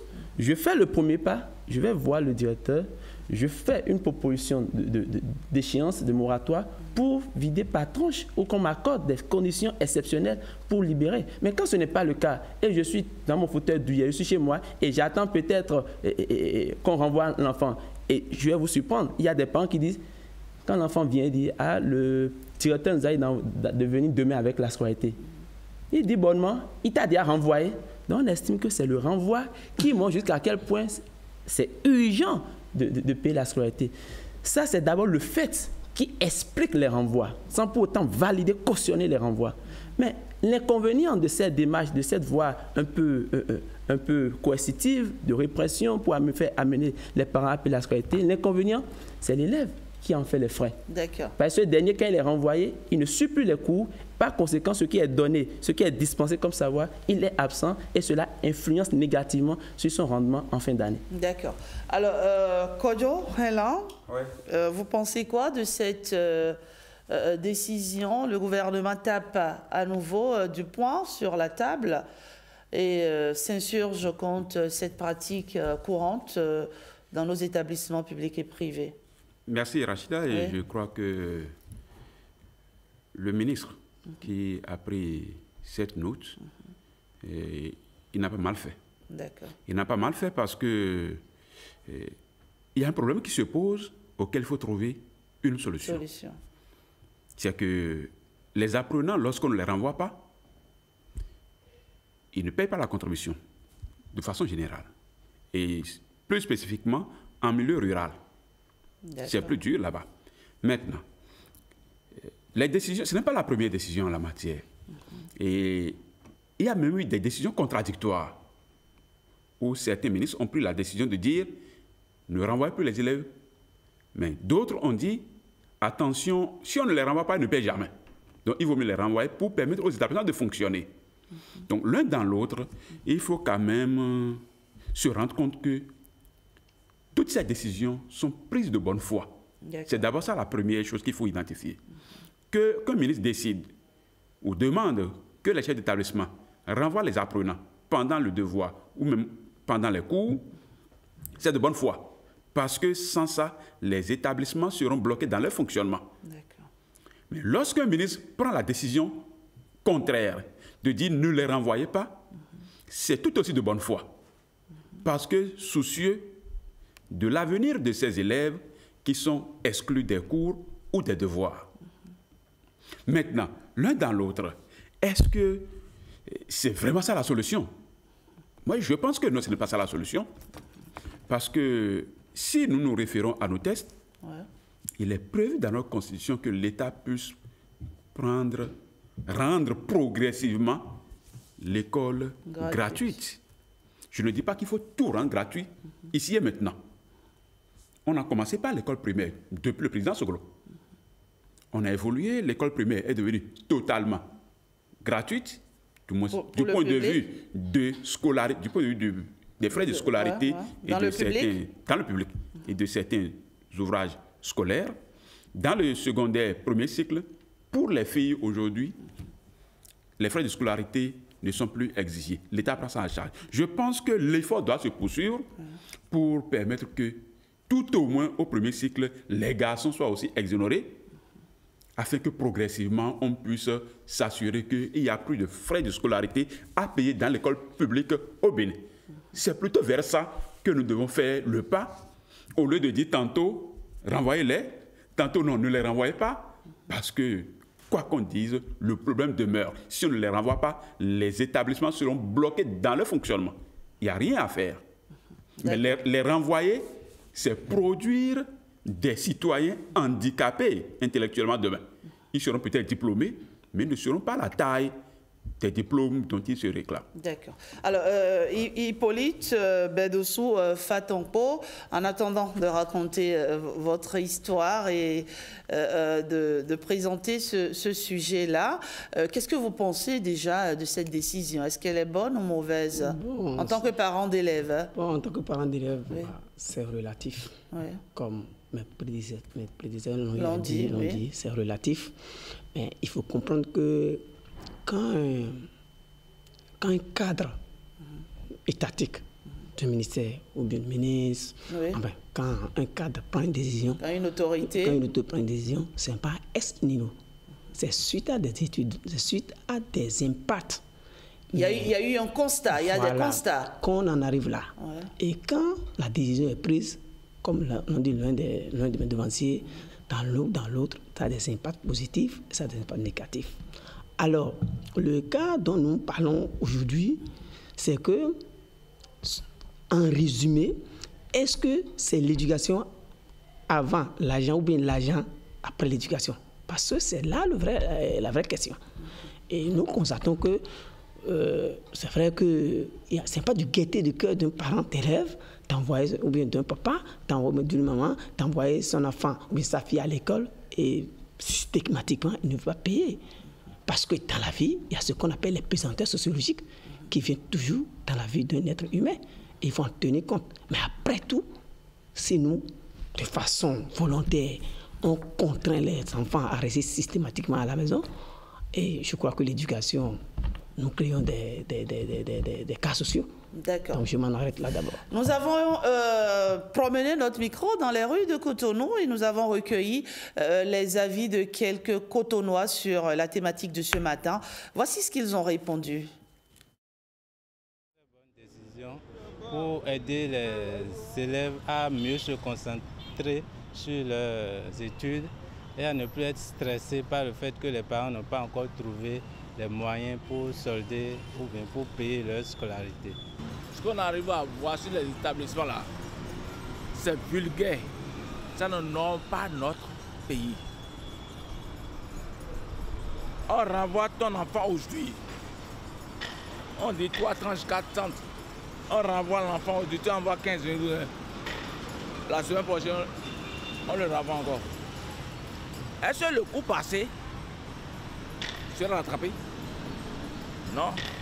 L'enfant, il a raté. En plein examen, là, c'est même pénal. Ils arrivent à renvoyer les enfants en plein examen juste pour avoir l'argent. Et la composée passée, c'est fini.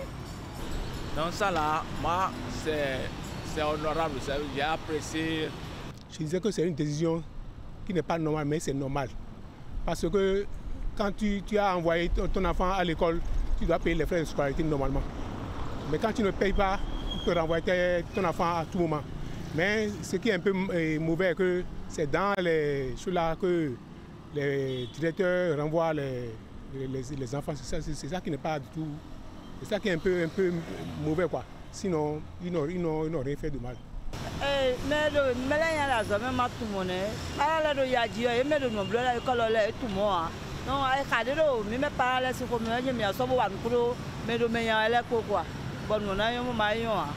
Quand on renvoie les enfants en plein examen, c'est à ce moment-là qu'ils décident de payer.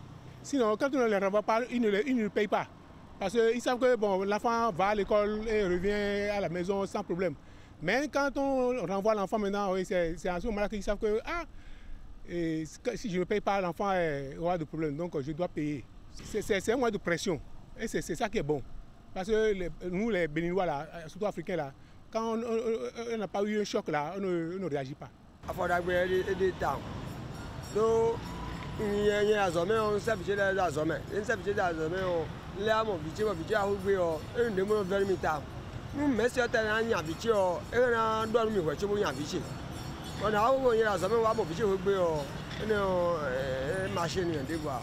Par exemple, aujourd'hui, moi, je suis allé régler ce genre de cas aujourd'hui dans une école privée.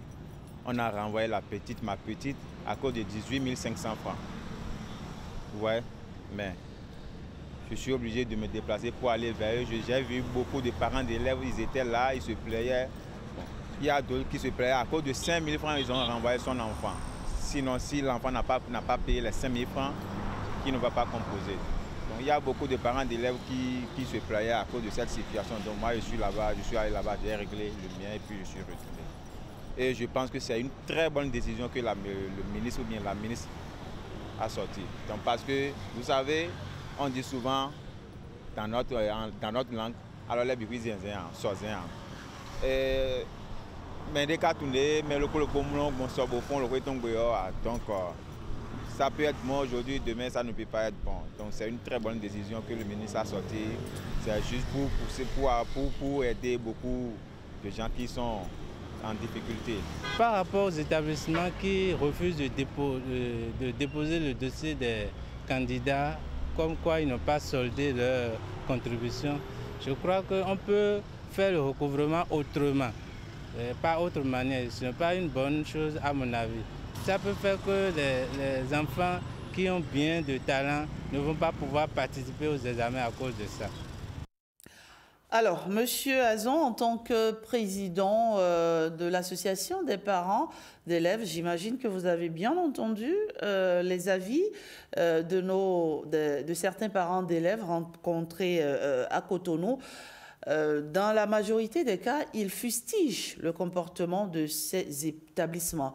Alors, vous qui êtes on va dire leur défenseur, est-ce que vous cautionnez ces renvois? Merci, Madame la journaliste. Je ne cautionne pas ces renvois. Oui. Mais il faut tout de même que les parents assument leur engagement. C'est ça qui est très important. Les parents doivent assumer leur engagement. Lorsque vous dites « oui, je dois payer en tel mois, à telle date », et la date passe, parce que je suis sûr que les promoteurs ne renvoient pas en dedans de l'engagement pris par le parent. C'est-à-dire c'est après l'engagement, après le... c'est l'ultime recours. Voilà, c'est l'ultime recours. Engagement non honoré. Oui, non honoré. C'est l'ultime recours parce que je suis allé dans certaines écoles privées et ils ont plein de bulletins sous les bras. Que les parents ne sont pas revenus. Ils ne sont pas revenus. Et puis, curieusement, si ce n'est pas éduco-master, les parents, ils quittent un établissement, ils vont dans un autre établissement pour inscrire leurs enfants avec ou sans bulletin. Vous voyez? On a l'argent pour aller inscrire l'enfant dans une autre école, mais on n'en a pas pour solder. Il faut nécessairement payer lorsque vous engagez. Parce qu'il y a l'école publique là. Il y a l'école publique, il y a les collèges publics. Mais lorsque vous choisissez d'aller dans une école privée, dans un collège privé... C'est que vous savez à quoi vous attendre. C'est tout. Okay. Hein, c'est comme si, bon, vous allez voir le tailleur, il prend vos mesures normales et vous dites, non, il faut élargir les mesures. Il faut élargir les mesures, pourquoi? Pour quelle finalité? Kodio, vous les avez entendus. Oui. On a l'impression, comme l'a dit l'invité sur ce plateau, que c'est l'argent avant l'éducation. Ce n'est pas exact. Ce n'est pas exact. C'est une vue que je dirais totalement erronée. Parce que vous prenez un établissement privé, le promoteur n'est pas d'abord un commerçant. C'est un passionné de la chose éducative qui veut contribuer à l'éducation de la jeunesse. Les enseignants qui interviennent dans ces établissements-là sont payés par les contributions, par ceux responsables, sur la base de ce que les élèves ont payé, donc les parents ont payé pour les enfants.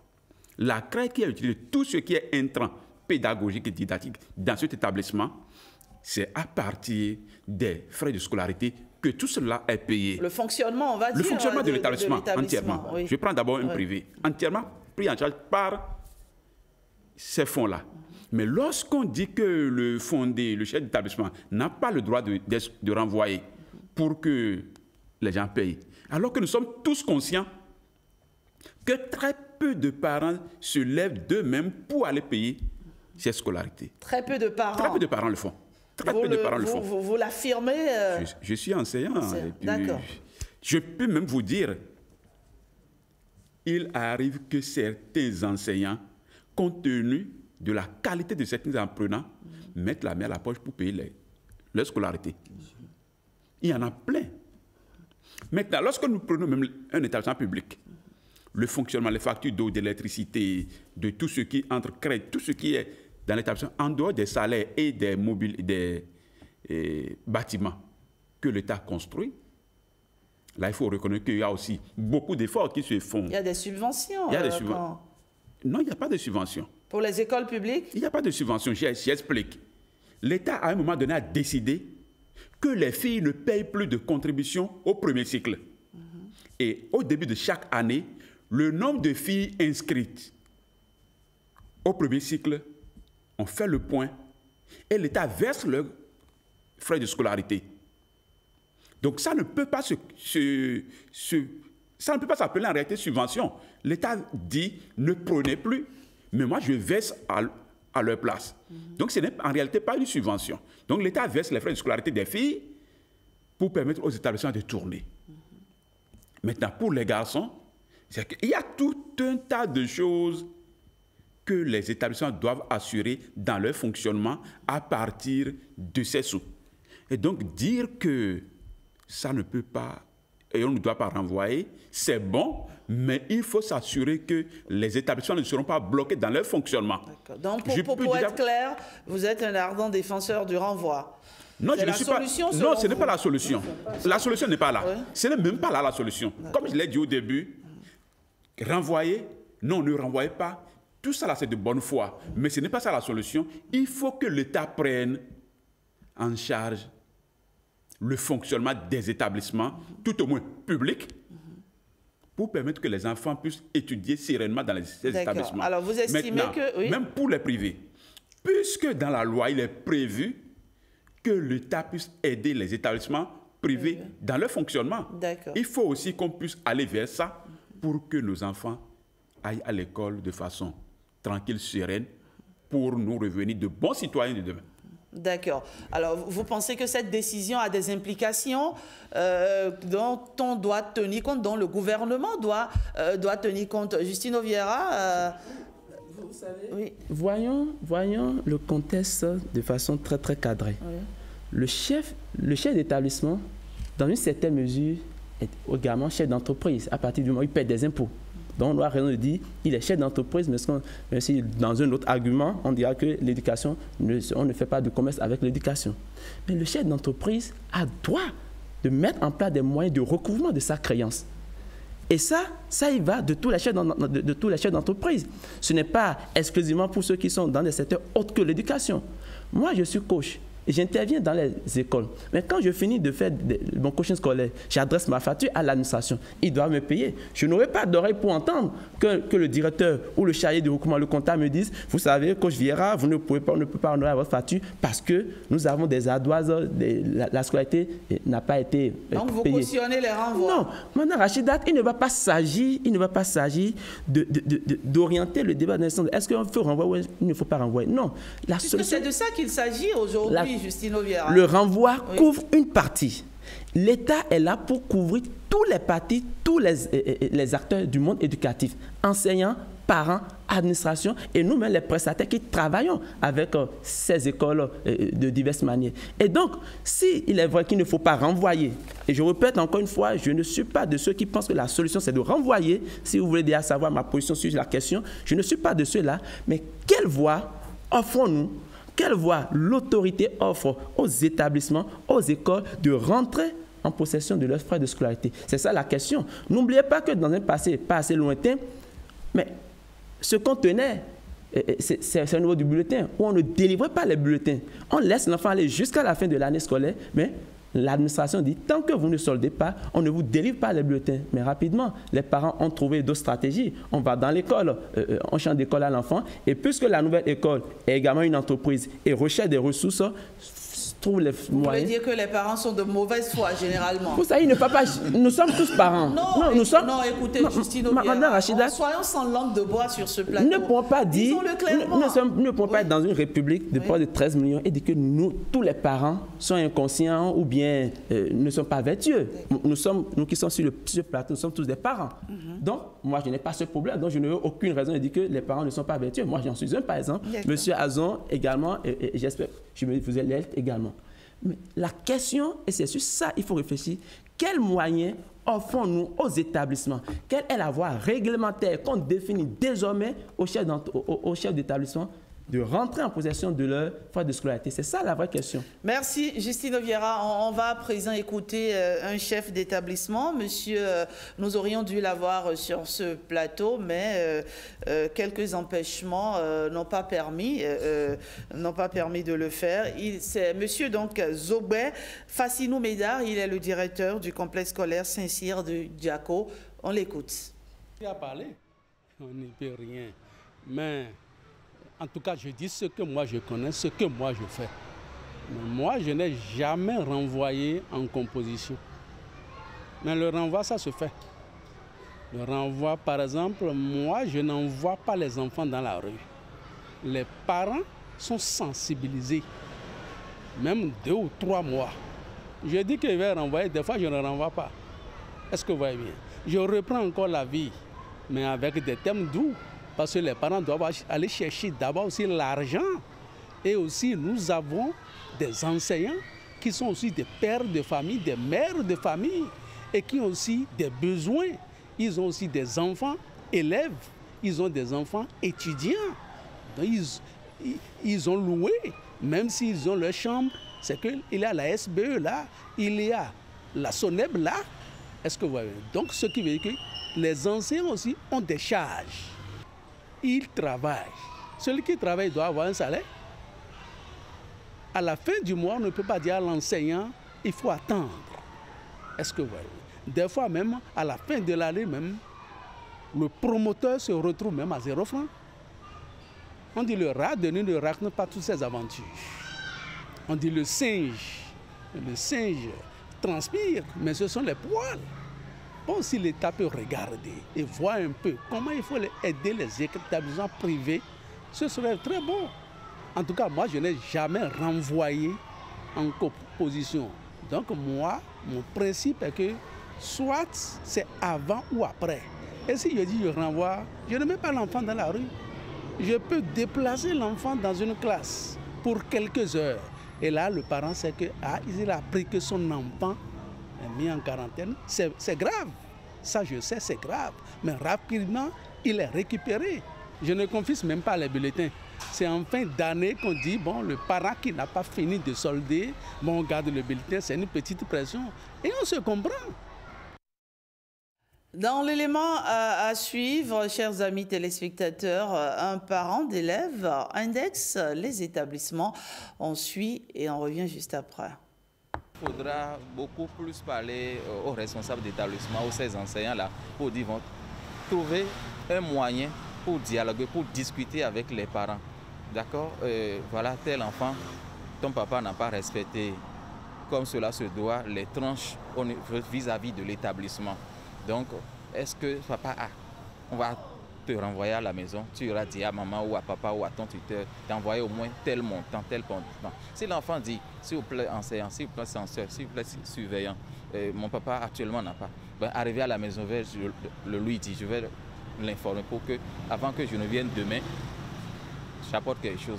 Il y a de ces établissements-là où les responsables comprennent, voilà. Il y en a qui ne comprennent pas et disent, ah non, on doit payer les enseignants, nous sommes déjà le 29, ils vont prendre le salaire, voilà, tel livre, tu n'as même pas. On parle même pour dire, ah, ton parent tel, est-ce qu'il était venu la fois dernière, il a dit, est-ce qu'il a respecté, dehors, je dis dehors, hors de ma vue. On renvoie même ces enfants-là de l'établissement. Ne restez pas là, allez au dehors. Ne perturbez pas les autres, voyez-vous. Donc ça attriste l'enfant, ça fait que même si on dit, bon d'accord, le directeur demande de rentrer, composer, c'est-à-dire l'enfant se demande, bon, ils sont à quel niveau, il reste combien de minutes pour que je finisse cette épreuve. Et vraiment, ça frustre aussi les enfants. Alors, Kodjo, Alain, on vient de suivre un téléspectateur jésuant, Brice Adiagan, qui a partagé avec nous l'un des moyens, par exemple, qu'on pourrait utiliser pour résoudre cette situation en cas de difficulté des parents d'élèves. Lui, il propose le dialogue. Non, je ne suis pas d'accord avec lui, hein, parce que je ne vais pas demander à un chef d'établissement qui n'a pas que recouvrement des frais de scolarité. Je ne veux pas lui demander d'aller dialoguer avec parents des 4000 élèves. Non, mais tous les 4000, tous les parents, forcément, n'ont pas de difficultés pour payer la scolarité. On demande juste d'échanger, de dialoguer avec ceux qui en ont. Oui, en fait, les renvois même dont on parle, je laisse même renvoi en période de devoir. Les renvois en temps ordinaire, ce n'est pas dans les 3 premiers mois de la rentrée. C'est dans le 5e, 6e mois de la rentrée. C'est vers la fin que le renvoi, où les gens ont l'impression que ces parents ne veulent pas solder, qu'ils accentuent vraiment les renvois. Donc ce n'est pas en avril, alors que l'année scolaire doit finir en mai-juin, qu'un parent va dire qu'il faut venir dialoguer avec lui. En avril, pas question de dialogue. Non, quand même, ça, depuis septembre. Mais vous savez les problèmes qu'il vit, les difficultés qu'il rencontre? Non, je suis d'accord. En fait, je suis d'accord qu'il y a des difficultés. Puisque je vous l'ai dit tout à l'heure, nous, enseignants, il nous arrive de mettre la main à la poche pour aider certains apprenants qui ont des difficultés. C'est sans état d'âme, sans arrêt, on le fait. Mais ce n'est pas le cas général. D'accord. Les gens, quelqu'un qui pense par exemple que il faut venir dialoguer avec lui, vous comprenez qu'il ne se met même pas dans la disposition de... C'est une obligation qu'il doit honorer. Alors, quand un parent d'élève, Monsieur Azon, Justine Oviera, quand un parent d'élève a épuisé toutes les voies de recours, il est manifestement en difficulté, rien ne va plus, d'accord? Il a épuisé toutes les voies de recours, il a demandé le dialogue, il a demandé les interventions, il a sollicité des gens pour aller voir un responsable d'établissement qui, malgré ça, d'accord, refuse, par exemple, de présenter un candidat à un examen. Comment on doit réagir face à ça? Nous avons ce matin avec nous Hippolyte Bedossou Fatonko. Vous êtes parent d'élèves, cher Hippolyte, vous êtes un parent d'élève et aujourd'hui, vous vous trouvez en difficulté, n'est-ce pas? Oui. Alors, merci Madame la journaliste et je remercie les invités, je remercie les téléspectateurs. J'ai pris mon calme pour ne pas interférer dans le débat parce que vous avez le maître du débat. Mais je commence, Dieu merci qu'après des interviews, nous avons écouté des parents qui ont pu poser le problème. Et je reviens encore sur ma question. Est-ce que c'est l'argent avant l'éducation ou bien l'éducation après? Et le syndic, mon cher grand frère a commencé tout à l'heure en restant totalement à l'antithèse de ce que j'avais dit. Et je constate que, bon, quoi qu'on dise, on ne dédouane pas les parents. Et quoi qu'on dise, on ne dédouane pas aussi les chefs d'établissement. Alors, quand on voit l'ensemble du débat que nous faisons ce matin, c'est que moi, ça me confirme ce que je vis. Puis c'est ça qui fait qu'il y a des chefs d'établissement. C'est-à-dire, la décision va peiner à prendre. Ça va peiner à prendre. Mais après tout, ceux qui font les frais, ce sont nos enfants. Moi, en résumé, moi, je suis le bref sur mon cas. Puisque moi, je suis un ancien client de l'établissement Tonton Paul qui a Vos enfants ont fait cette école toutes ces années. Il y a même qui sont déjà en troisième, qui vont à l'examen. Moi, je fais pratiquement partie des plus anciens parents d'élèves. Et dis-toi que l'école, là, tous les parents d'élèves ont décidé de retirer les enfants l'année passée. Moi, je ne l'ai pas fait. Puisque je vois, à un moment donné, c'est comme une amitié entre moi, cette fondatrice, et l'école. Et cette année, je vous dis que depuis 10 février, moi, mes enfants sont à la maison. Mes enfants n'ont pas composé. Malgré toutes les interventions, les engagements, tout ce que je lui ai fait comprendre, elle a dit qu'elle est prête pour faire perdre l'année à l'enfant. Vous avez un candidat au CEP. Et la deuxième, elle aussi. Oui. Elle a dit niet. Vous avez tout fait. Bon. Vous avez pris des engagements. Est-ce que vous avez honoré vos engagements? Je dis, je ne dédouane pas les chefs d'État. Moi, je reconnais que je reste le devoir. Moi, je suis quelqu'un qui assume. Vous êtes en difficulté, vous assumez. Et j'ai dit, il y a des présenteurs sociologiques qui viennent. Et dans la vie d'un être vient, ça va venir. Et nous, on assume. Mais je fais partie des plus anciens clients. Et j'ai utilisé toutes les voies de recours. Mais elle dit qu'elle est prête. Et qu'elle sait que toutes les... Vous avez sollicité des gens pour lui parler, pour lui demander pardon. À un moment donné... Aujourd'hui, c'est qu'elle refuse de présenter votre enfant au CEPE. Moi, jusqu'à présent, je ne sais même pas si le dossier est parti ou pas. Et ça, à un moment donné, j'ai dit... Moi, j'ai pris mes dispositions parallèlement. Mais j'ai dit, à un moment donné, il y a des parents qui vivent ça. Et ce n'est même pas... Comme vous me le connaissez, beaucoup me connaissent d'ailleurs, c'est pas moi mon fort d'aller devant les médias pour parler comme ça parce que je m'y connais. Mais il faut reconnaître que nous avons vraiment des chefs d'établissement qui font le clientélisme, qui sont purement commerciaux. Nous avons des chefs d'établissement qui ont la mauvaise foi, qui ne sont pas prêts pour accompagner le gouvernement. Vous comprenez? Et un parent, à un moment donné, ce n'est pas du gaieté du cœur d'un parent d'élève, d'un papa qui puisse envoyer son enfant à l'école et qui le voit demain déscolarisé. Encore un parent d'élève qui prend un engagement et même après l'année, il vient rembourser la totalité. Donc tu as applaudi. Donc il y a des cas vraiment spécifiques. Aujourd'hui, vous êtes peiné. Et vous voulez attirer l'attention sur votre cas parce qu'aujourd'hui, votre enfant est à la maison. L'enfant qui devrait aller 10 février. L'enfant qui devrait aller au CEPE est à la maison. Depuis 10 février. Les dossiers de l'enfant n'ont pas été présentés. Vous n'en savez rien parce que le dialogue est rompu entre vous et la responsable d'établissement. Vous avez beau tout faire. Elle a dit qu'elle est prête elle est prête pour faire perdre l'année à l'enfant. Même les intermédiaires que j'ai envoyés. J'ai dit, il n'y a pas de problème, je prends acte que je suis patient, que moi-même, je suis maintenant d'accord que là où c'est arrivé, que les enfants n'ont qu'à perdre l'année. Et qu'il n'y a pas de problème. Mais si vous voulez, vous pouvez faire l'enquête, l'établissement est là.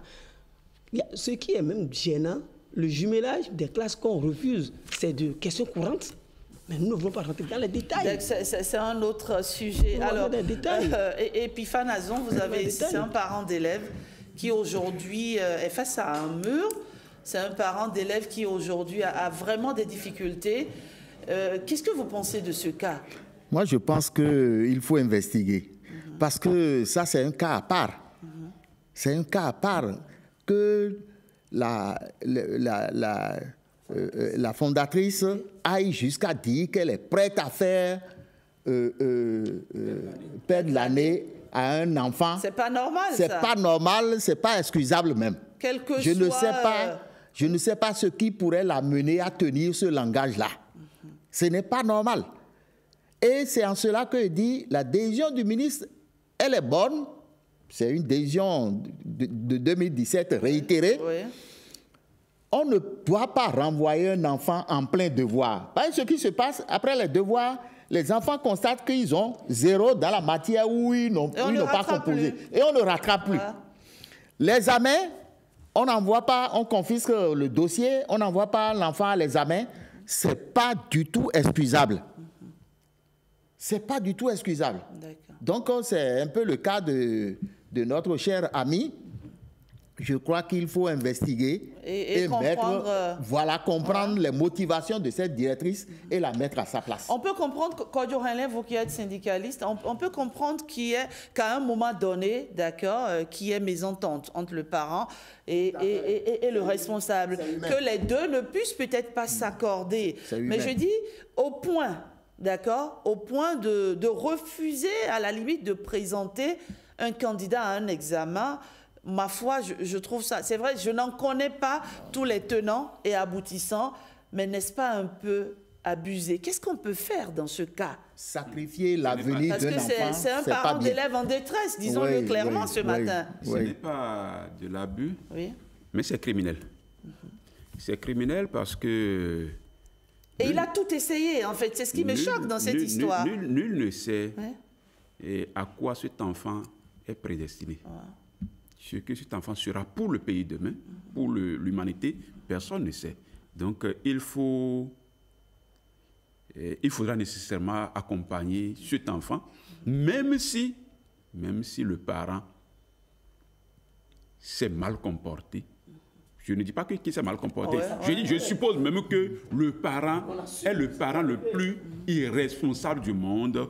On ne peut en aucun cas dire je n'envoie pas cet enfant à l'examen. Et dans notre pays, dans un passé relativement récent, tous les chefs d'établissement public qui ont refusé de transmettre des dossiers de candidature au motif que les enfants n'ont pas soldé la scolarité ou au motif que les enfants n'ont pas payé les frais de dossier ont été déchargés. D'accord. Et certaines écoles primaires certaines écoles privées ont été fermées.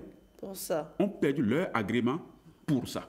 Parce que rien ne peut justifier qu'on bloque le dossier d'examen d'un apprenant. Et chose curieuse, c'est un ancien élève. C'est pas un nouveau élève. Je peux vous dire que dans certains établissements que je connais, les responsables mettent la main à leur poche pour payer les frais de dossier.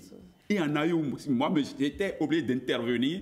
Le chef d'établissement a donné l'argent, on a fait tout le dossier, on a déposé, je m'étais chargé d'appeler le parent pour dire, dis à ton enfant que son dossier est déjà déposé et de revenir en classe pour continuer. Donc, c'est ce qui est très sûr. Et les autorités prendront leurs responsabilités pour que si un établissement refuse de déposer le dossier pour raison d'argent, que cet établissement soit fermé, il n'y a rien à faire.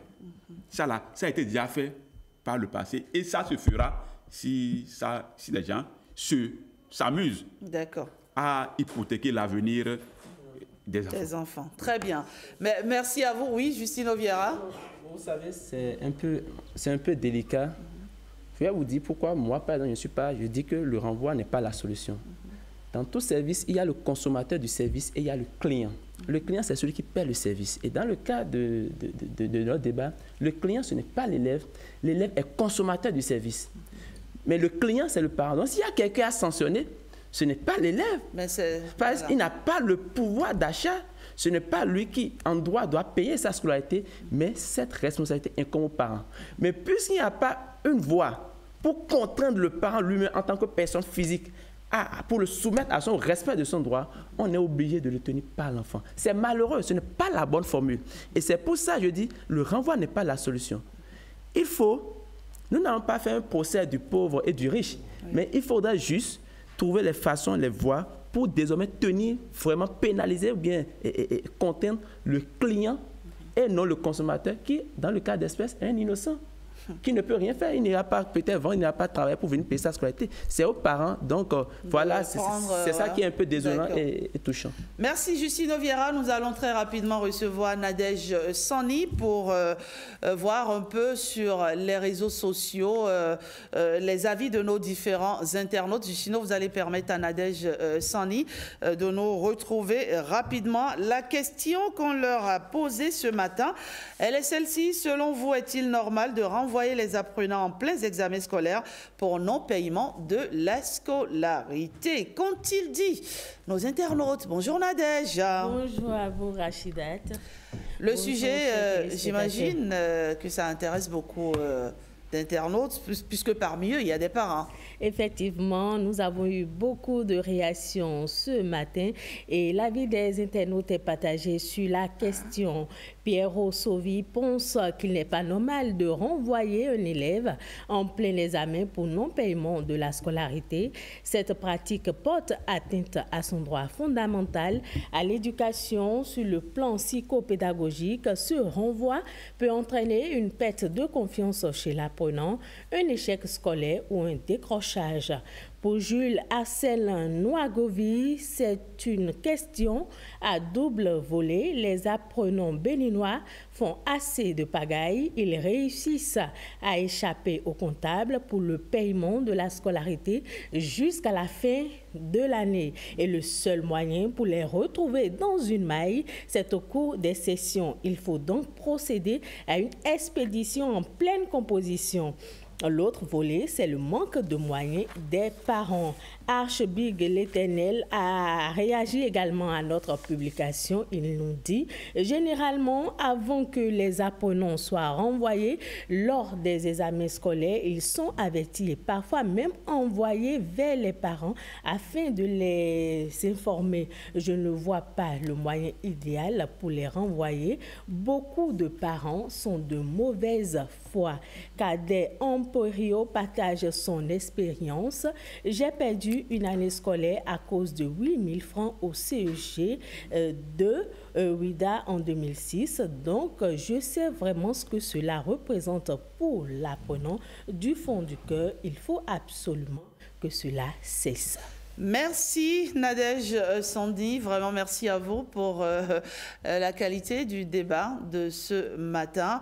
Malheureusement, on n'a plus beaucoup de temps pour évoluer et donc on va juste retenir ce matin que c'est une décision plus ou moins salutaire, n'est-ce pas? C'est plus ou moins salutaire et remettre les uns et les autres face à leurs différentes responsabilités. On va y revenir. Merci à vous, merci Kodiohala, merci Epiphane Azon. Merci Nadège Sani, à demain. À demain. Alors Hippolyte, merci également. Merci. Et on espère qu'une solution sera trouvée avec Epiphane Azon, Kodiohala et tout ça. On trouvera une solution à ce problème. À présent, voici pour vous la revue de presse.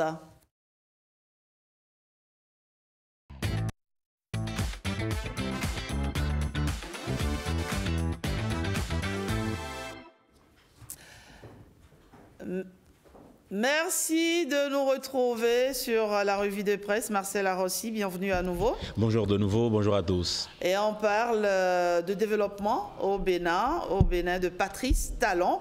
Promesse tenue ou illusion prolongée, Marcel Arossi? Gaskiani Info revient avec acuité sur les promesses phares du candidat d'alors, Patrice Talon, lors de son meeting du 8 avril 2021, précisément à Porto Novo, quelques jours avant sa réélection sur la terre des Haï-Nonvi. Le président sortant d'alors promettait un développement visible, tangible, ressenti à la porte, dans la maison, dans la poche et dans le ventre des Béninois. Un engagement fort, scandé avec conviction, qui soulevait un immense espoir dans la foule en liesse du stade Charles de Gaulle, se souvient Gaskiani Info. Des années plus tard, le journal interroge sans détour: que reste-t-il de cet enthousiasme populaire et de ces engagements vibrants? Le panier de la ménagère reste sous tension selon le journal. Le média dénonce une inflation persistante, une précarité tenable tenace et un chômage structurel, notamment chez les jeunes. Des réformes ambitieuses ont bien été conduites, admet-il, mais leur impact reste inégalement réparti. Le journal conclut que l'enjeu central demeure aujourd'hui la redistribution équitable des richesses. Sans cela, la marmite promise, pleine et fumante, risque de rester éternellement sur le feu sans jamais nourrir tous les citoyens. Et elle a aujourd'hui une avancée majeure vers la transparence. Dans sa parution de ce jeudi 10 avril 2025, le quotidien de service public relaie une décision forte du Conseil des ministres tenue la veille sous la présidence du chef de l'État Patrice Talon. La mise en place d'un système d'information et de gestion électronique de la commande publique, le quotidien national salue cette réforme comme un pas de plus vers la transparence, soulignant la volonté du gouvernement de tirer pleinement parti des outils numériques pour améliorer la gouvernance. Selon La Nation, cette digitalisation vise à simplifier les procédures, renforcer l'efficience des marchés publics et surtout garantir la transparence dans les processus de passation. Pour cela, le gouvernement a procédé à la révision des tests juridiques encadrant la commande publique. Le journal souligne que cette transition numérique ne représente pas seulement une évolution technologique, mais promet des bénéfices concrets pour les soumissionnaires comme les autorités contractantes. Enfin, La Nation rapporte que le Conseil des ministres a adopté les tests nécessaires à l'opérationnalisation de ce dispositif tout en instruisant les ministres concernés de veiller rigoureusement à leur application. Une initiative qui s'inscrit dans une dynamique de modernisation continue de l'administration publique au Bénin.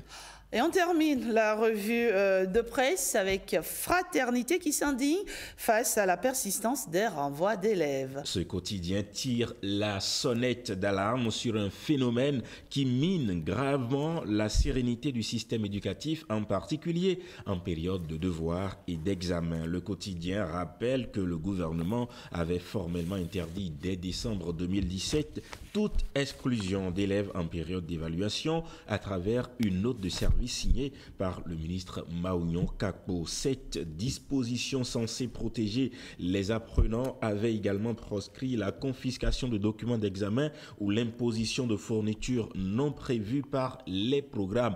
Mais 8 ans plus tard, Fraternité constate une application défaillante de cette mesure avec des cas toujours plus nombreux de renvois, y compris de candidats aux examens nationaux. En réaction, la ministre intérimaire aujourd'hui, Véronique Toyin-Fodé, réitère les interdictions dans une circulaire adressée au chef d'établissement le 2 avril 2025.